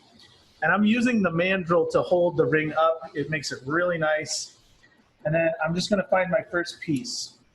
It doesn't matter what piece. I like to flip the abalone over and back and forth a bit to see if one side is shinier than the other. But I'm just gonna grab, and I'm using little tweezers here. I have little fat fingers, so they don't pick up tiny stones very well. But if you do, if you can pick them up, that's great. So I want to kind of just make these pieces fit together. So I can turn this one a little bit. I can shove them together. If I need a little more resin, because it's just the tackiness of being wet that's holding these for the moment. I can put a little more resin on there.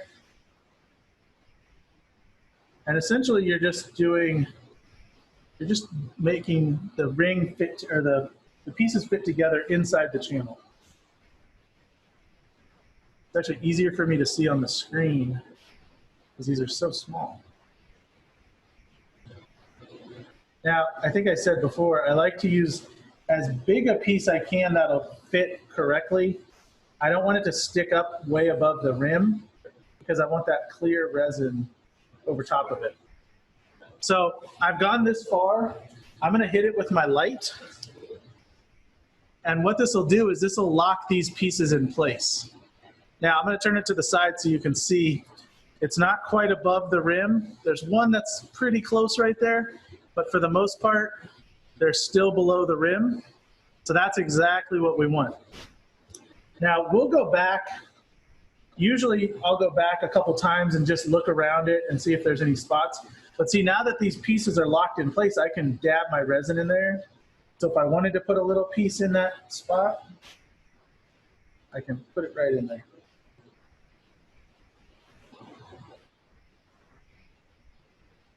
You guys have to bear with me. The lighting isn't the greatest in here. Okay.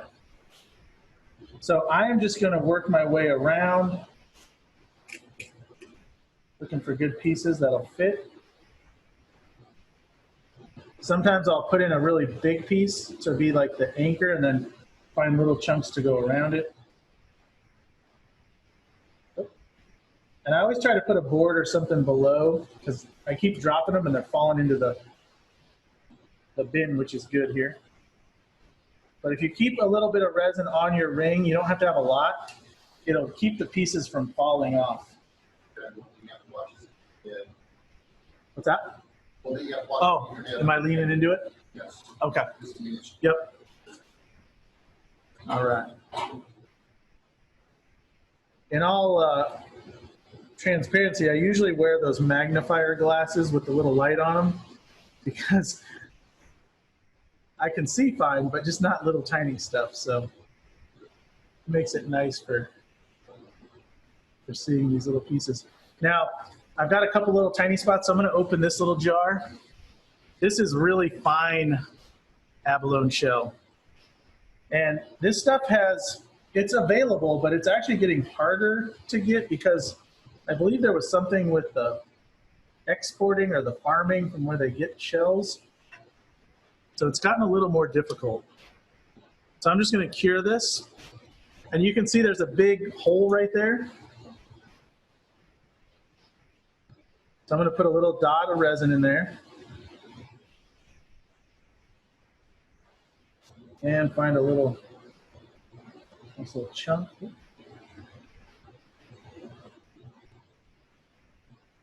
And fill that little guy in. And sometimes it takes two of these little guys, which is fine.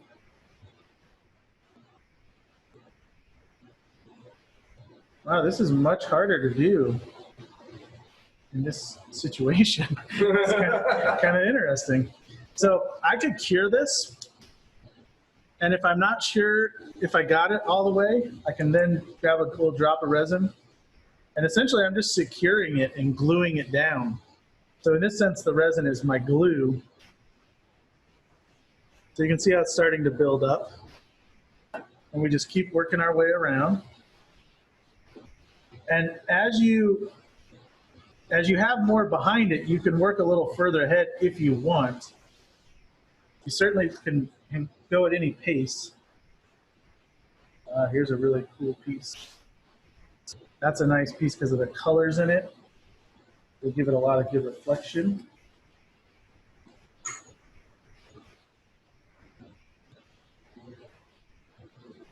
Uh-oh, did I complain enough? Hey, that helps. Yeah, oh yeah, those are short. They were trying to get me some more light here. It's always unique when you do a demo because you're used to your home area and you have everything set up, and then when you do a demo, it's kind of like starting over. All right. Those will look good there. So we'll cure that. And you can see this process isn't difficult. It doesn't take that long because I'd say we're almost halfway around. I'm gonna plug that fan. Okay. That'd be great. Thank you. Out of the way here. We're just adding a little light here. Oh, there we go. Although if that messes you up too much, let me know. Looks like it'll focus. Okay. Much better. So you want good lighting with this because you want to be able to see if you have little gaps and holes. What do you do if you get the resin on the stains on the raised up side? Ah, good question. So nothing. You don't have to do a thing. And actually, I didn't mention it because we jumped right in here, but I had already painted this ring channel black with the nail polish. So you want to paint the channel. You definitely want to do a background with this because all around these pieces, you see that black around it. That's actually okay because that makes the abalone stand out more. So I'm going to get resin up on the top of the channel. I might even get it on the side because I'm not very careful. But when I go to sand and polish this thing, all that'll be fixed. And in a sense, we're going to sand and polish the stainless just like we do the resin because it's all part of it now. And the ring will actually come out even shinier and look better than when we started because we're gonna give it way more attention than they did when they cut it out.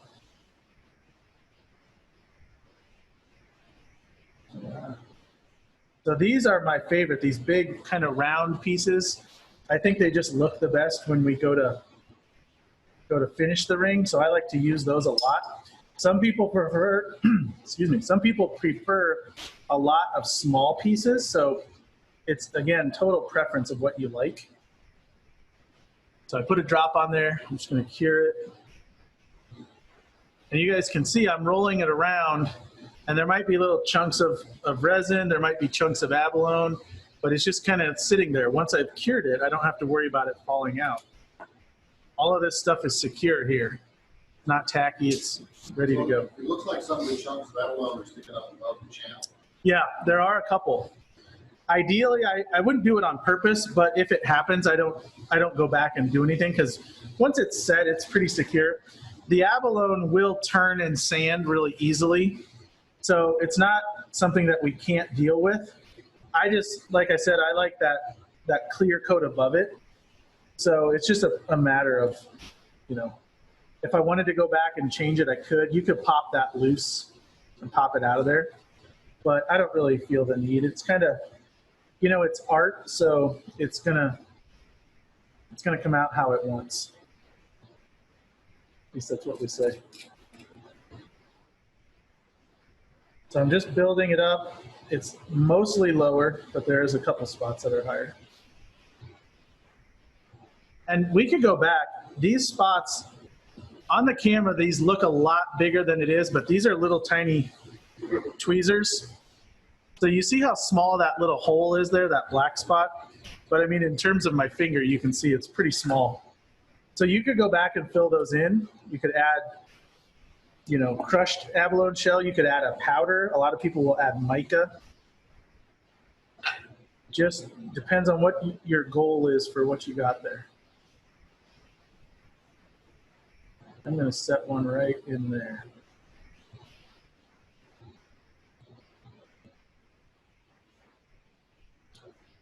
And we'll cure that little guy. And you can see we're almost around that quickly. So I'll fill this last little spot in. And then I always go back and make a second pass. Oh, you guys can't see it, but my resin is gelled. So I must have shined my light on my little resin pile here. All right. So we'll try to get a really cool piece for this spot. And there's some selection, involved in this. Actually, I don't like that one. Oh, the other side's much better. Sometimes the abalone shell, one side will be really white and one side will be shiny. So you do want to flip it around to get the best side. Yep. UV resin and UV glue are the same thing? The question was, are UV resin and UV glue the same? I don't know the answer to that. I would imagine they have similar properties in some way, but I can't confidently tell you what that is or isn't. So I'm going to go ahead and roll this and cure it and look for any big gaps. If this was my final one, I'd want to sit on each spot a little longer, but essentially I'm just using the time to look for gaps and curing at the same time. So there's a couple little spots I want to fill in.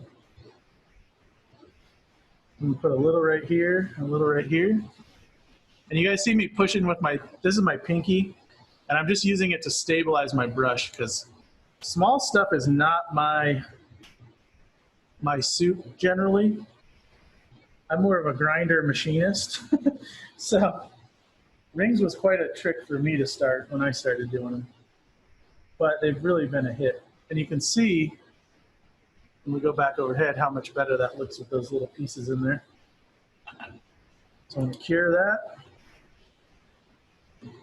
And you can take all the time you want to go around it. You got a couple more spots we'll fill here. And what I'm doing is I'm using these little tiny pieces, a small grain, to fill in these spots. So these rings make great gifts. We have a lot of people selling rings for great prices that they're making, so they're using them for craft shows and friends and family, which is neat. You could make this with, if you had sand from a significant place or a vacation, a lot of people will do that. You could put ashes in. A lot of people do that. They mix ash in with the bottom layer of resin so they can kind of have a loved one with them all times on their ring. So you can do anything. This abalone shell is not the only thing by any stretch. Okay. So that kind of looks a mess. It looks like a bunch of jagged rocks, but keep in mind, they all look that way. And when we get done, the side by side of the finished one, that clear just makes it really nice. So hopefully that shows the difference. All right, now what I want to do, once I get to the point where I'm happy with how the fill looks, and I don't want to go back and do any more, I'll clear out my stuff here. Put these away.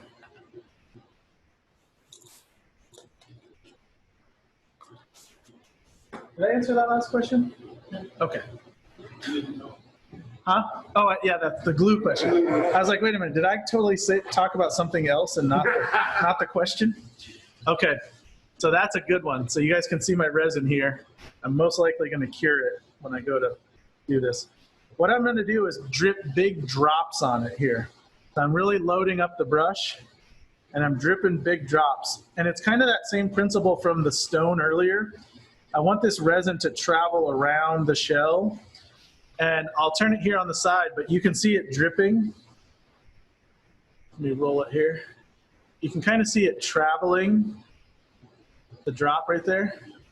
And that's actually okay, especially since we're on the lathe. I'm just kind of letting it seep in around the stone. And this is going to take a couple of rounds to do because you want it full, more full than the channel.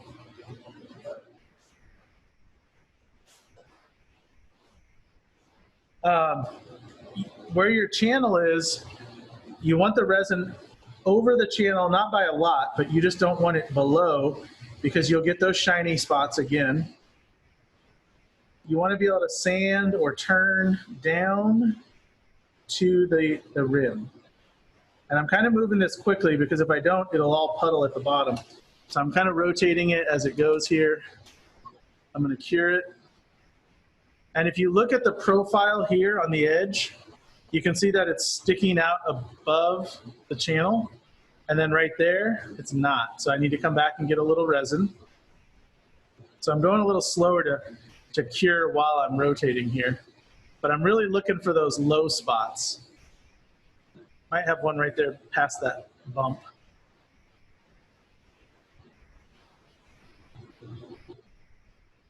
So it looks like we got one or two little low spots here. Use a small syringe to put the stuff in. Yeah, you can use a syringe. I haven't done that, but I'm sure it would work fine. And some people will literally pour the bottle on it and it drips all over, and that's fine. They use a little more resin. Yeah, I mean, I sell resin, so actually that's fine if you want to do that. But really, I try to be a little more efficient with the materials, so that's why I don't do that. Some people will dump their stone on it, which works, but then again, it overfills it and it dumps stone all over the table. Now you could put a piece of paper or something below it to catch it, but it's just not as efficient to put it in. And you can see this already looks better shiny because it's got resin above it. So those kind of messy looking rocks are starting to look like more intentional now. See if we got any low spots. Right there. I like these right here. I call these eyes in the abalone. They look really cool. I'm just curing this while we rotate. Going a little slower to get those low spots filled in and cure it a little harder because we're going to turn this right away. Okay, there we got one right there. And I'll roll the brush to get a little extra. Oh, I hit my pile again because it's starting to gel.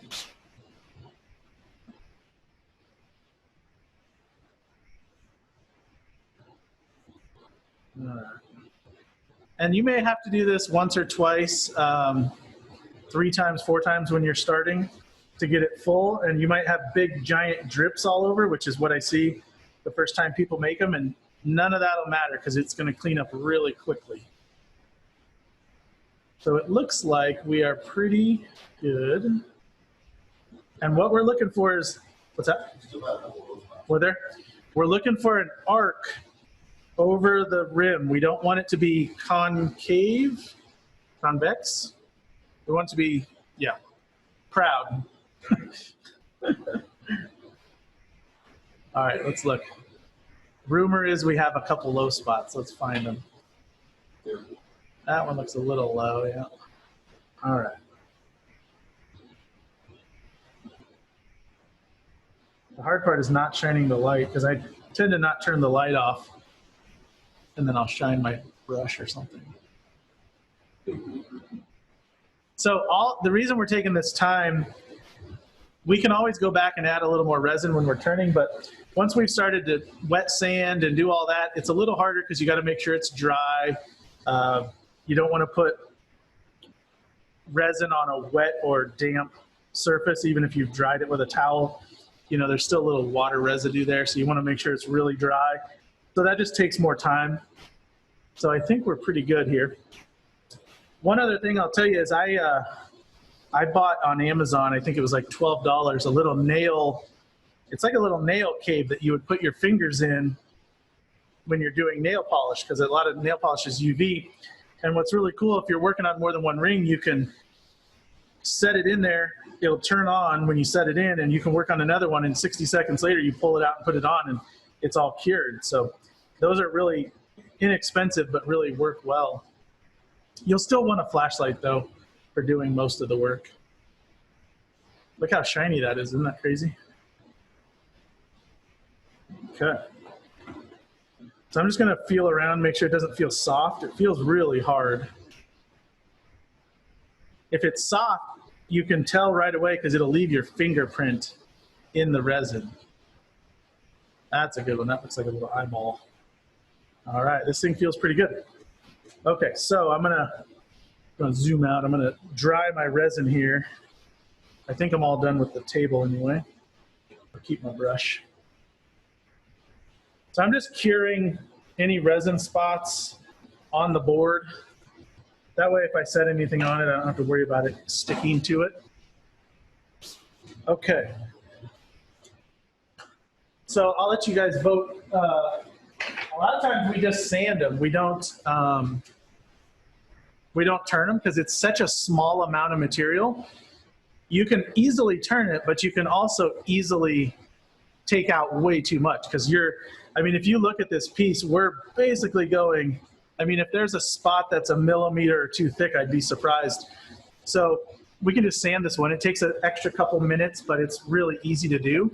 It's what I prefer because of that fact. If I am in a hurry, I'll turn something, but it doesn't save that much time.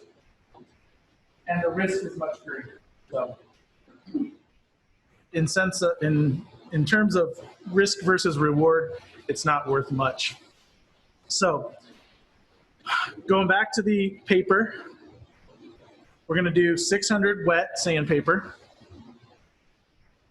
And this is, since we don't have any wood in this one, it's really nice. You wanna keep this really, really wet. So you'll see me sanding and dipping here. Now, one thing I gotta keep an eye out for is my collet chuck being a Morris taper collet chuck, and I don't have a drawbar on the back. I wanna make sure it doesn't come loose on me. And if it does, I'll hear a little tapping. But what you can see is, see the white on the sandpaper building up? That's the resin. That's what I'm sanding off.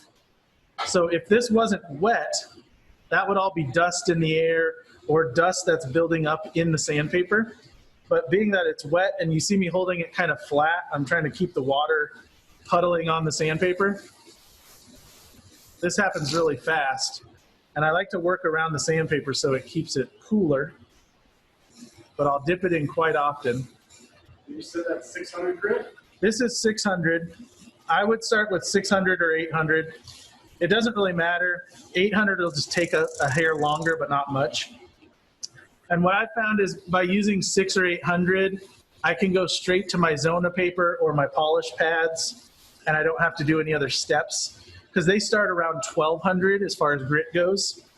But really going from this, now, if you had started even at 320, which sounds like a fairly fine grit to most woodturners or woodworkers, in my world of resin, 320 is like 36 grit, you know what I mean? So if you sand this with 220, 320, you're gonna put a lot of scratches in here, and we don't have a lot of material to work with. This is, you know, a millimeter thick of resin, so it's relatively skinny. So we don't have a lot to work with, so we're gonna start a lot finer. And you can do this same process on, you know, a pen or any of the lidded boxes or bowls we talked about, and you might have more room in that case, but in this case, this ring is relatively thin. It's 5 millimeters wide, about a millimeter and a half deep. So you want to have a flat profile? So I'm sanding to get it flat, yeah. So let me stop it here. You ever leave it down? Yeah, sometimes. So if I was to put the resin on, you can already see it shining like crazy. If I was to put the resin on and I had a nice dome shape and it looked fairly even, and I could sand it and keep that dome and not have any low spots, I do that. Generally, especially when we first start, we want everyone to sand it flat because most of the time when you're first doing this, you're going to have giant drips and blobs because you just, you know, it's just something new. It's not a big deal. Can you see exposed pieces of that metal running through the? Let's see. Like that one high spot we had? I probably will feel it before I see it. Let me see here. Oh, sorry.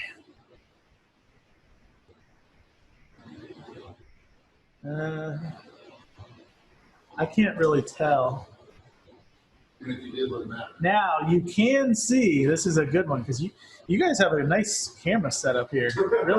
Really exposing all my flaws here. You can see on top of that piece of abalone all those bubbles. Now part of that is because I was working pretty fast and not paying attention. Typically, when I'm applying the top coat, so to speak, I would move a little slower and I would have it under my magnifiers so I could see those bubbles before I cured it. Now, I was moving quickly and I didn't notice those because I'm kind of up above it here, but you can see, I hope you guys can see on the camera, those little bubbles.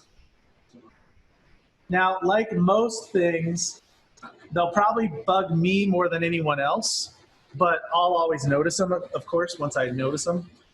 So moving slower and not creating so much brush movement. Anytime you roll the brush like you saw me doing or dabbing at the brush, I'm creating bubbles. So I have to either brush them out or wait till they rise, which I didn't do either. So there again, a little lesson. But you'll get bubbles a time or two and you'll just learn how to get them out by going a little slower. So it'll happen. It won't ruin your project. It just won't be as perfect as you might have hoped. So I'm going to keep sanding, and I'm holding my finger on the bottom of this, on the bottom of the sandpaper, because I just want to push into the center of that ring. All I'm doing is going for that flat profile.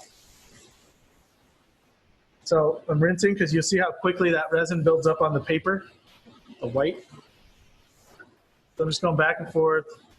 And you can see, if you watch the horizon of the ring there, you'll see it start to flatten out. And I'm not pushing very hard because I don't want to build up a lot of heat. But it's already come down a lot. I had 2 or 3 drips, like drops on there that are already gone. It comes out really quickly. And you want to have a couple pieces of sandpaper.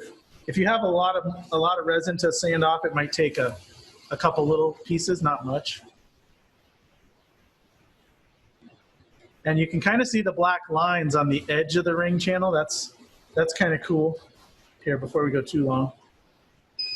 What I want to look for, how I know I'm done sanding, is see all that paint and resin around the edge on the lip right there? If there's paint or resin on the lip, I know I haven't sanded far enough because I haven't sanded it flat. So what'll happen is this will be here, this resin and this paint, and then all of a sudden it's spinning. It'll get really shiny really quick because I sanded off that final little layer of material, and then you know that your piece is flat and you're ready to go to polishing, because we're sanding just to get it flat, and then we're going to polish it. So we don't have a lot of work to do on this. Those rings say the size and the inside of them? So all the new rings that we have coming actually say the size and the material, which is cool because, you know, tungsten and stainless and titanium all look fairly similar. There's slight darkness differences, and tungsten is way heavier than titanium, but the color looks the same. So we're actually having our manufacturer, because we're having them all made for us. We have thousands of different ring cores here. We're having them put the material and the size in them, because it is tricky. And no matter what ring you make and what size, somebody's going to go, oh, I love it, I want to buy it, or I want it. Oh, but it's not my size. Sure. So you'll have to make them usually a couple of times to get the right size for somebody, because you'll never make the right size without knowing who it's for. But if you're doing a craft show or something, it's nice to have a few laid out so people can fall in love with them, and then you can make them for them specifically. All right, so that's looking, you can already see the flatness of that profile there. Drip a little extra water on it here. And you see that black line. Let's see if we got, still looks messy. Yep, see, we're still messy on that edge. You can see all that black paint and resin. And you don't have to worry about your mandrel. It's stainless steel, so it's not going to get hurt by being wet. I do like to clean them up when I'm done, but while I'm going here, it's fine. I'm turning this about 2200, and you can go a little slower if you're worried about being too aggressive, or a little faster if you want it to go a little quicker. As long as you keep it wet and moving. You don't want to sit on it or you'll burn it. You'll actually melt the resin if you overheat it. But you can see how much white is on that. That's all the resin coming off on the paper.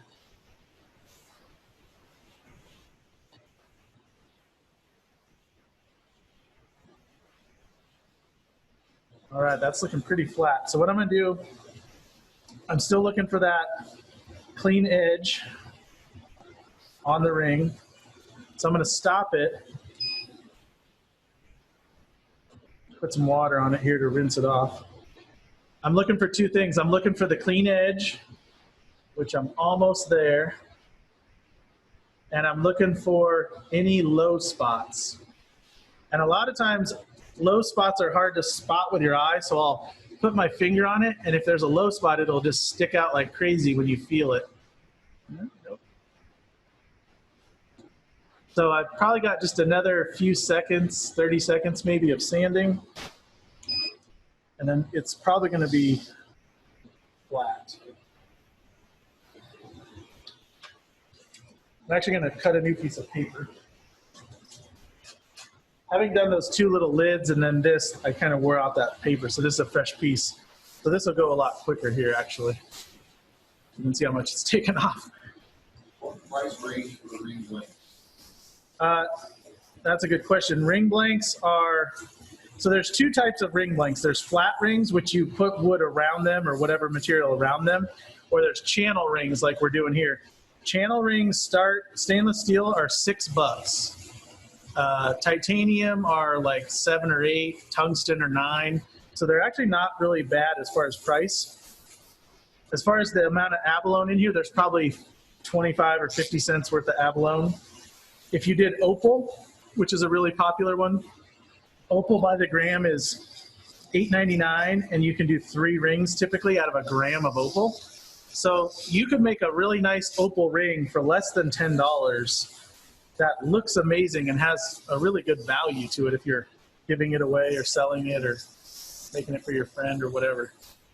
So it's really neat how you can make something so nice for such a low price and relatively quickly. This is a nice quick project you can do. We can make these rings, we've done enough of them, we can make them in about 20, 25 minutes now. All right, I got one little spot and then we're going to polish. So let me get that. See a pretty good profit margin there. Yeah, if you're doing craft shows, I haven't done any this year, but I have in the past. I would plan on having a rack of these out there, a little display of them for people to look at them and see what they like and then take orders. Because you're typically going to want to take orders because of sizing, unless you just want to make a whole lot of rings, which you're talking a little time investment there. But even like we sell little ring sizers that you can size people up right there at a craft show and, you know, make it for them. So it's really easy to do. All right, this is looking pretty good.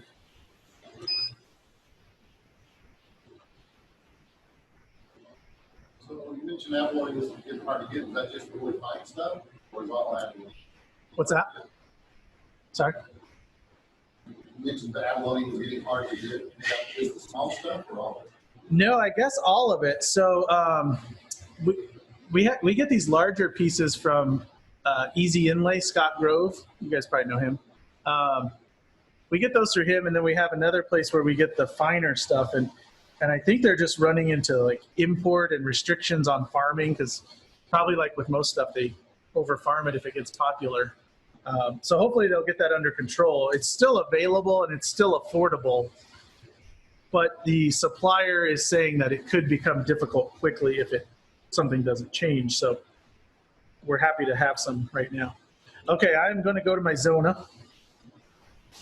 If everyone saw that last rotation, you can see the stainless steel is even and clean. There's no black on it. That's all we wanted. So it looks nice and metally. All right, now I have to lathe to 3000 for the Zona because I'm going to keep it wet and keep it moving. I want to make sure I polish this whole thing up. Now, I like to give it a little pinch on the sides here and kind of polish the stainless because we're going, remember, this is 1 micron to 30 micron, which is equivalent to about 1200 to 12,000, so a much higher grit. Essentially, it's just polishing. Like I said in the wood, if you had a tool mark or something, you're not going to take it out, you're just going to make it shiny. So you can already see the rings start to shine just with the first grit. And this, you can give it a little pinch and roll it. You'll still see a little white residue there from the resin, which isn't bad, as long as you keep it wet.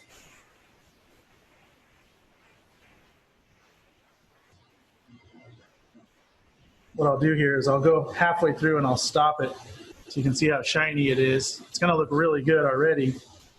And then the last 3 grits, if you want to call them that, because they're so fine.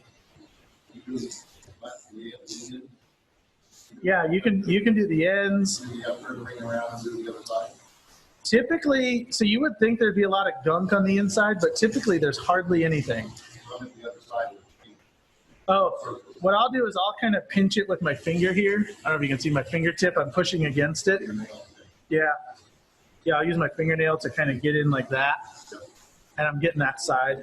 So I don't typically flip it. I'll just kind of pinch it. If you guys remember earlier, I said I typically cut these smaller for rings. You can see this was a gray, and you see all the black in it. That's the metal from the mandrel and the ring. Fine metal is dark like that, the steel.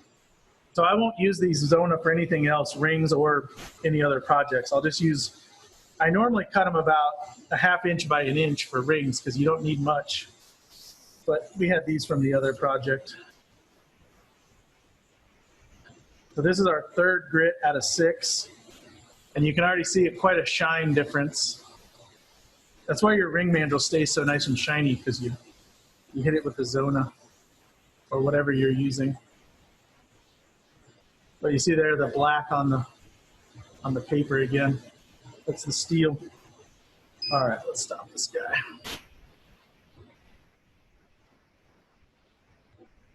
Thing spins. All right, so there you go. That's looking pretty shiny already. The only thing that would prevent a little shine are those tiny little bubbles trapped in there, but we're not going to worry about those. It's part of the look. So we just got 3 more grits to polish this.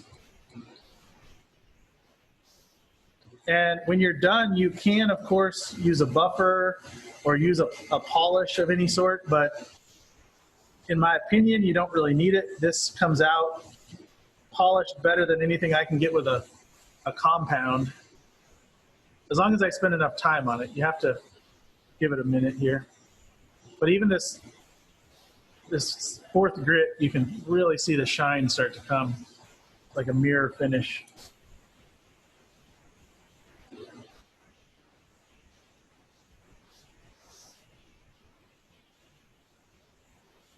And that's, there you go, the black on there. The ring mandrels are also stainless steel, so you've got both here stainless.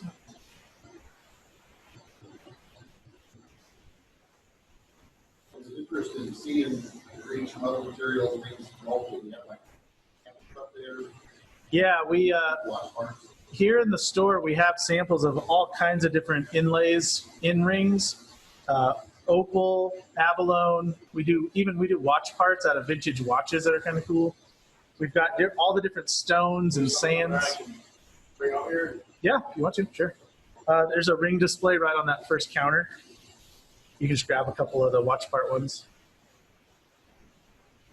But kind of the rule of thumb is if it'll fit in the channel, you can do an inlay ring out of it.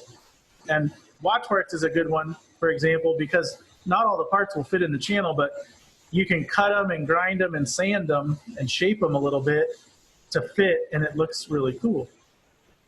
So it doesn't have to be something conventional to work on this. Now this is my final pad here, my final piece. This is 1 micron. So this is, if I rub some toilet paper on here, it's more abrasive than this final piece.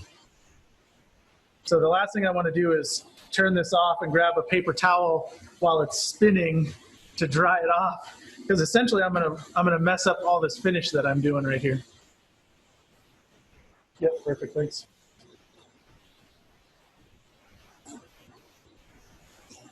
So hopefully you guys can see that shine quite a bit better. Question about different woods, using woods as in channel rings. Yeah, you can do a wood. Now in a channel, it's a lot tougher because you're dealing with those sides.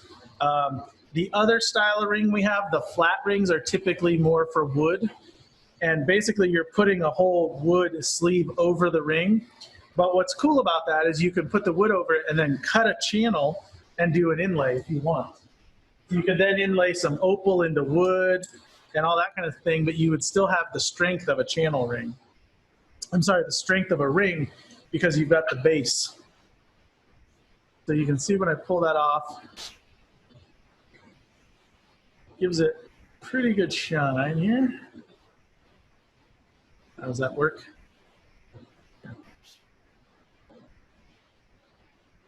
Like focus maybe?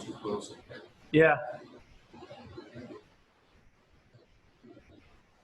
I use zoom back, so let's see. Focal distance of the camera. Oh, okay. Hold it down. Hold it down? Okay. So if I did have any glue or any residue inside, I like to take my last paper, my one, and I just kind of by hand clean out the inside. Sorry guys, that is tough to focus. So this is just to clean the inside and give it a nice shine. So there you go. Gives it a lot of character, and that's, you know, a relatively simple process to make something really nice.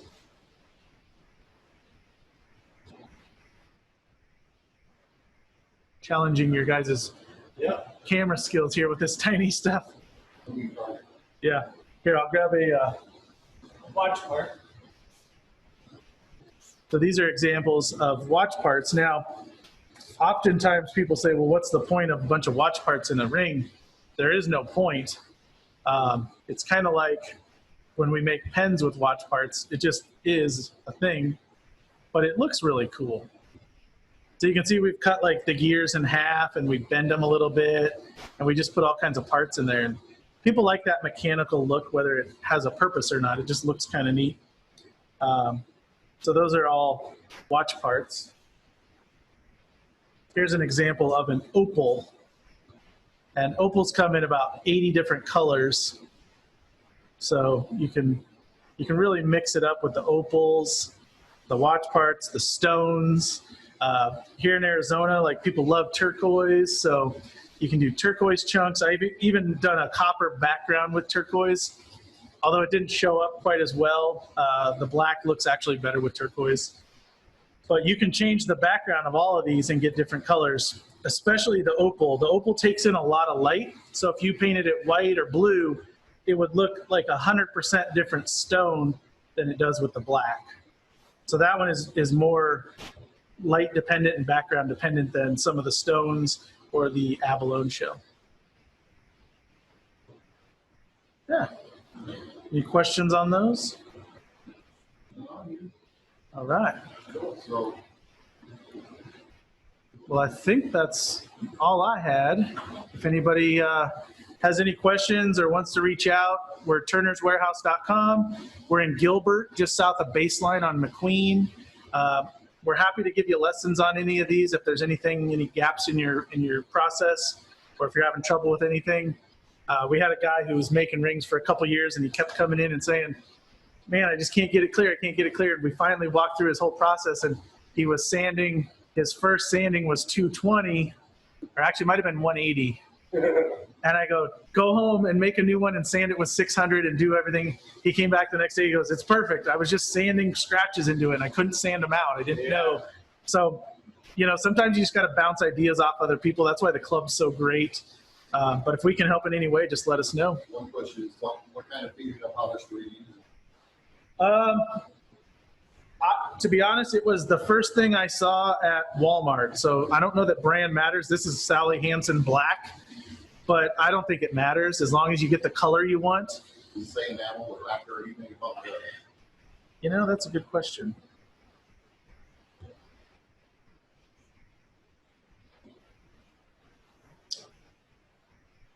It does not say. It just says shake, apply 2 to 3 coats. I believe fingernail polish is enamel, and that's why it does well, because it's thicker. Yeah, and generally 1 coat will do it, because even if it's not perfectly solid, as long as you get that black tone is what you're going for. It's not that you're actually seeing a lot of the paint. Maybe with the watch parts it's a little more important because there's more open space. But with the stone, you're not really seeing the black. It's just that tone, that setting behind it to give it that, that color. So, oh, it is lacquer? Is that what they said? No, I said it's just the background. Oh, yeah, yeah. But that's where you want to experiment and try different colors because you might like the tone of a white versus a black better on certain stone colors. We oftentimes, this is a board we engrave and then we do different stone inlays, and these are all just to see what different tones we like with different colors. So these are just laser engraved, but these are all stone filled, and that's so we can see like how the glow powder works with a certain color stone.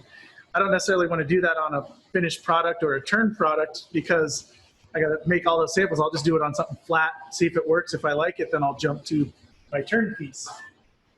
So test it out, try different things, because most of the time you'll stumble onto something really cool by accident.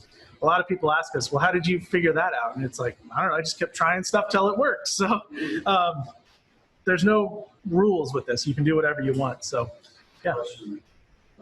You sell record power lathes. I'm not going to do one yourself. Yeah, well, thanks. Yeah, good question. So we do sell record power. I was just telling Jeff at the break, we're one of 3 dealers in the U.S. to sell record power machines. And right now we have this one, the Herald lathe, which is an awesome machine. I was just telling them I'm probably going to get rid of my giant Laguna because this little Herald can do so much that giant lathe can do. And it's a nice small package. So if I was in my garage, I can turn a giant bowl on this if I want because of all the features it has. This one is really cool. You guys might have noticed I pivoted the head earlier. It's probably my favorite thing because I can pivot the head and then turn right here in front of myself instead of having to reach around. I don't know if you guys have turned for like 8 hours in a day and you're like, my shoulder hurts because I was in the bowl the whole day. Man, it's so nice to be able to work stuff right in front of you.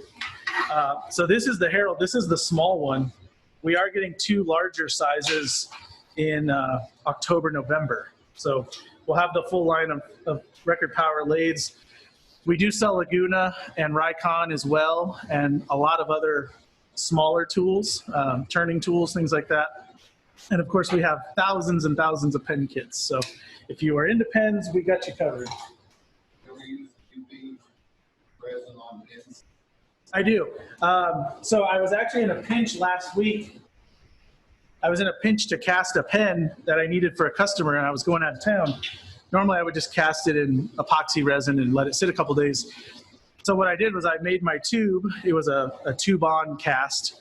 I coated it in resin, cured it, coated it in resin. It took me about a half an hour, but I was able to do it all in that half an hour versus casting, waiting till the next day, curing it the next day, and then turning and polishing. So I was able to get it out, and then I was out of town the next day. So I have used it for that when I'm in a pinch. Plus, you could do like the abalone shell or the opals. You could actually take a pen tube and do that with the UV, just like we did here on the lathe, between your bushings, rotating it. And it's a really cool way to do that kind of stuff. Just easier than glue that will run everywhere. Yeah. So somebody asked if you take a camera walking before, that will only work if you do Zoom on your phone.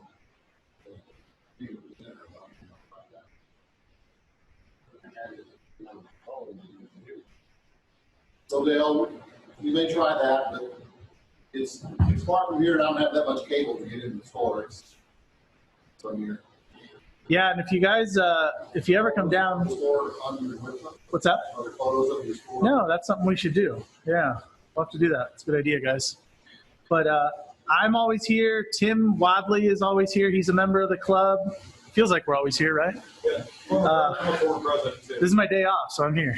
But we're happy to help and answer any questions. Tim is actually a record expert because he's had this machine. It's just now become available in the U.S. in the last few months, but Tim's had one of these for over a year. So if you have a record power question, he's your guy for sure.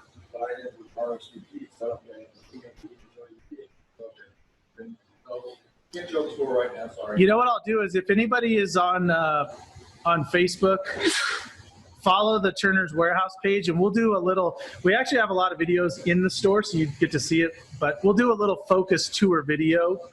And so that way you can see the store. Yeah, the club has a Facebook page, so get on there and put a link on there. I'll do that. I'll tag it on there so everybody can watch it. Yeah. Sure. Yeah, thanks, guys. We appreciate all the local support. Thanks again, everybody. That was a good demo. Thank you. Nice job, Chad. Yippee, yippee, yippee.